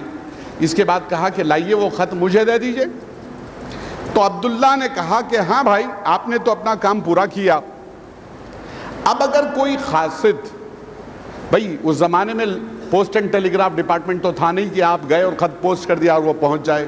اس زمانے میں قافلے جایا کرتے تھے ایک شہر کو دوسرے شہر، تو ان کے ساتھ خط بھی جاتے تھے. 3 مہینے 6 مہینے میں ایک خط پہنچتا تھا. قافلہ جا رہا ہے، اس میں تجارت والے ہیں، رشتہ داروں سے ملنے والے ہیں، دنیا بھر کے لوگ ہیں، ایک قافلے کی شکل میں گزرتے تھے. اور ان قافلوں پر اکثر قزاق اور ڈکیت، رہزن، ٹھگ، ڈاکے بھی ڈال دیتے تھے. قتل عام بھی ہو جاتا تھا، مار پٹائی بھی ہو جاتی تھی، سامان و اسباب بھی لوٹ لیے جاتے تھے. یہ کامن بات تھی اس زمانے میں. تو ایک قافلے میں جاتے تھے. کہا انہوں نے کہ جب کوئی قافلہ یہاں سے جائے گا تو میں یہ خط یزید کے پاس بھیج دوں گا. جناب عمیر ابن عامر حمدانی نے فوری کہا کوئی قافلہ جائے گا سے کیا مطلب آپ کا؟ اس کام کے لیے تو اللہ نے مجھے پیدا کیا ہے، میں آپ کا کام کرنے کے لیے تیار ہوں، میں آپ کا خط لے جانے کے لیے تیار ہوں، میں آپ کا قاصد بننے کے لیے تیار ہوں. کہا اچھا تو پھر کچھ دنوں تک آرام کر لو، اتنا لمبا راستہ، اتنا بڑا سفر تم اتنی جلدی ختم کر کے اتنے تیز رفتاری سے تم میرے پاس آئے ہو، چند دنوں تک آرام کر لو، کچھ دنوں آرام کر لو, جب آرام ہو جائے کچھ دنوں کے بعد میرا خط لے جانا, تم ہی لے جانا. کہا نہیں, میں